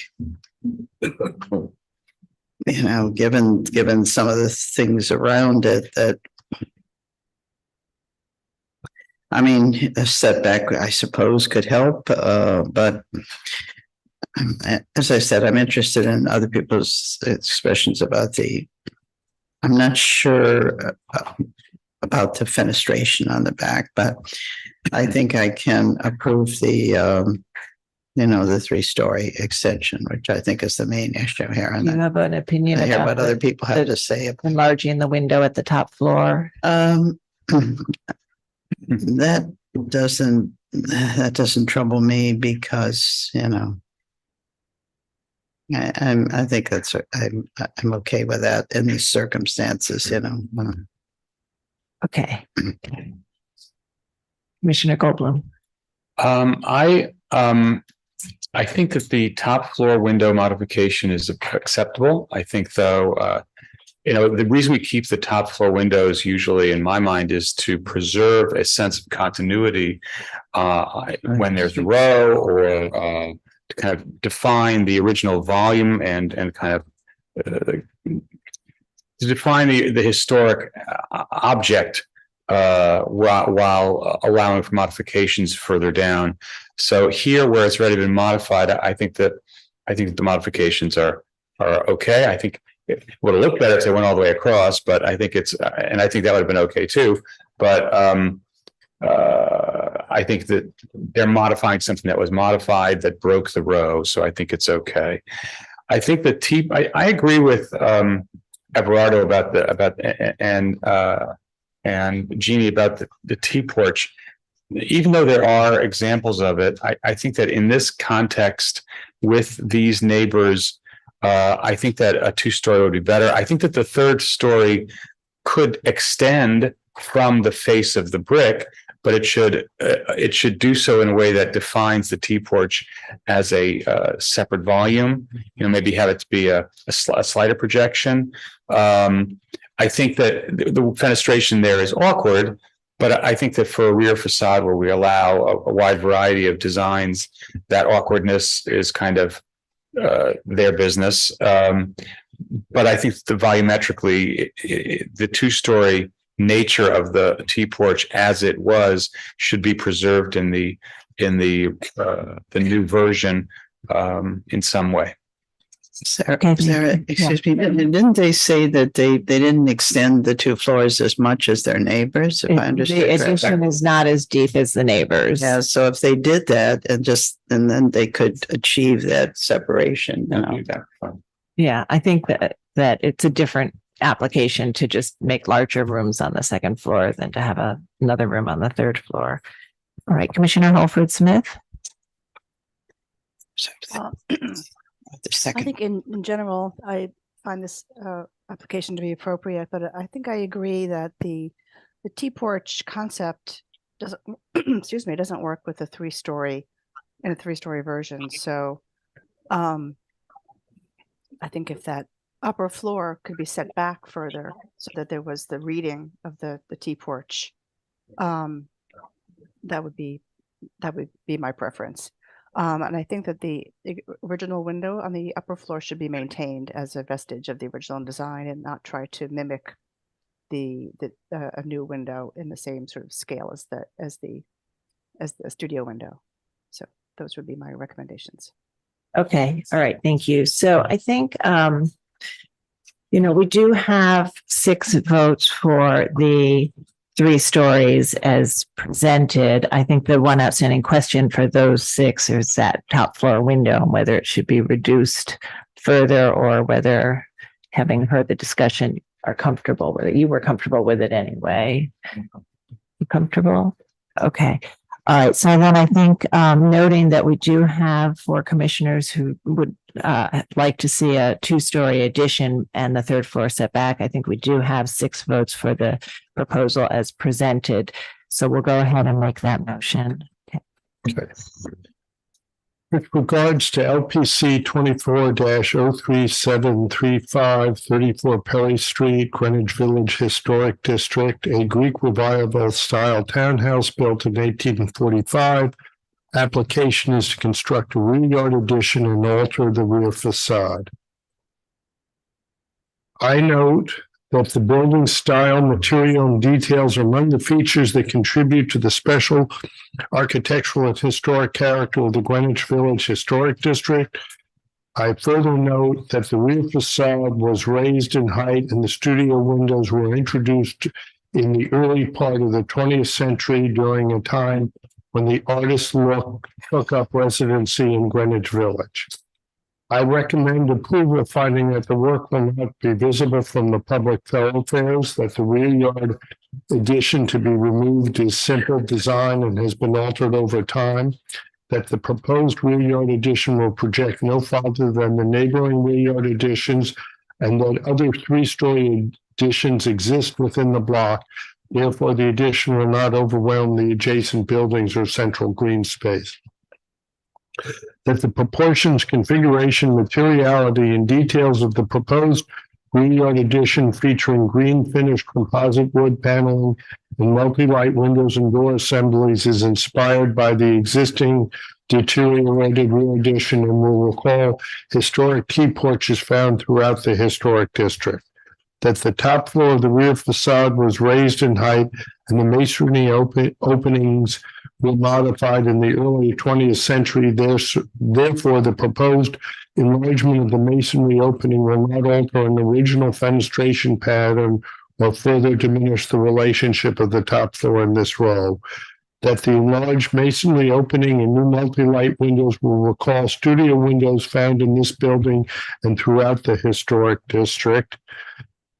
That the studio window will be replaced, will match the existing window in terms of detail of operation, configuration, and finish, and the changes in material from steel to wood will not substantially alter the design or character of the significant later alteration, and that the proposed work will not diminish the special architectural and historic character of the building or the Greenwich Village Historic District.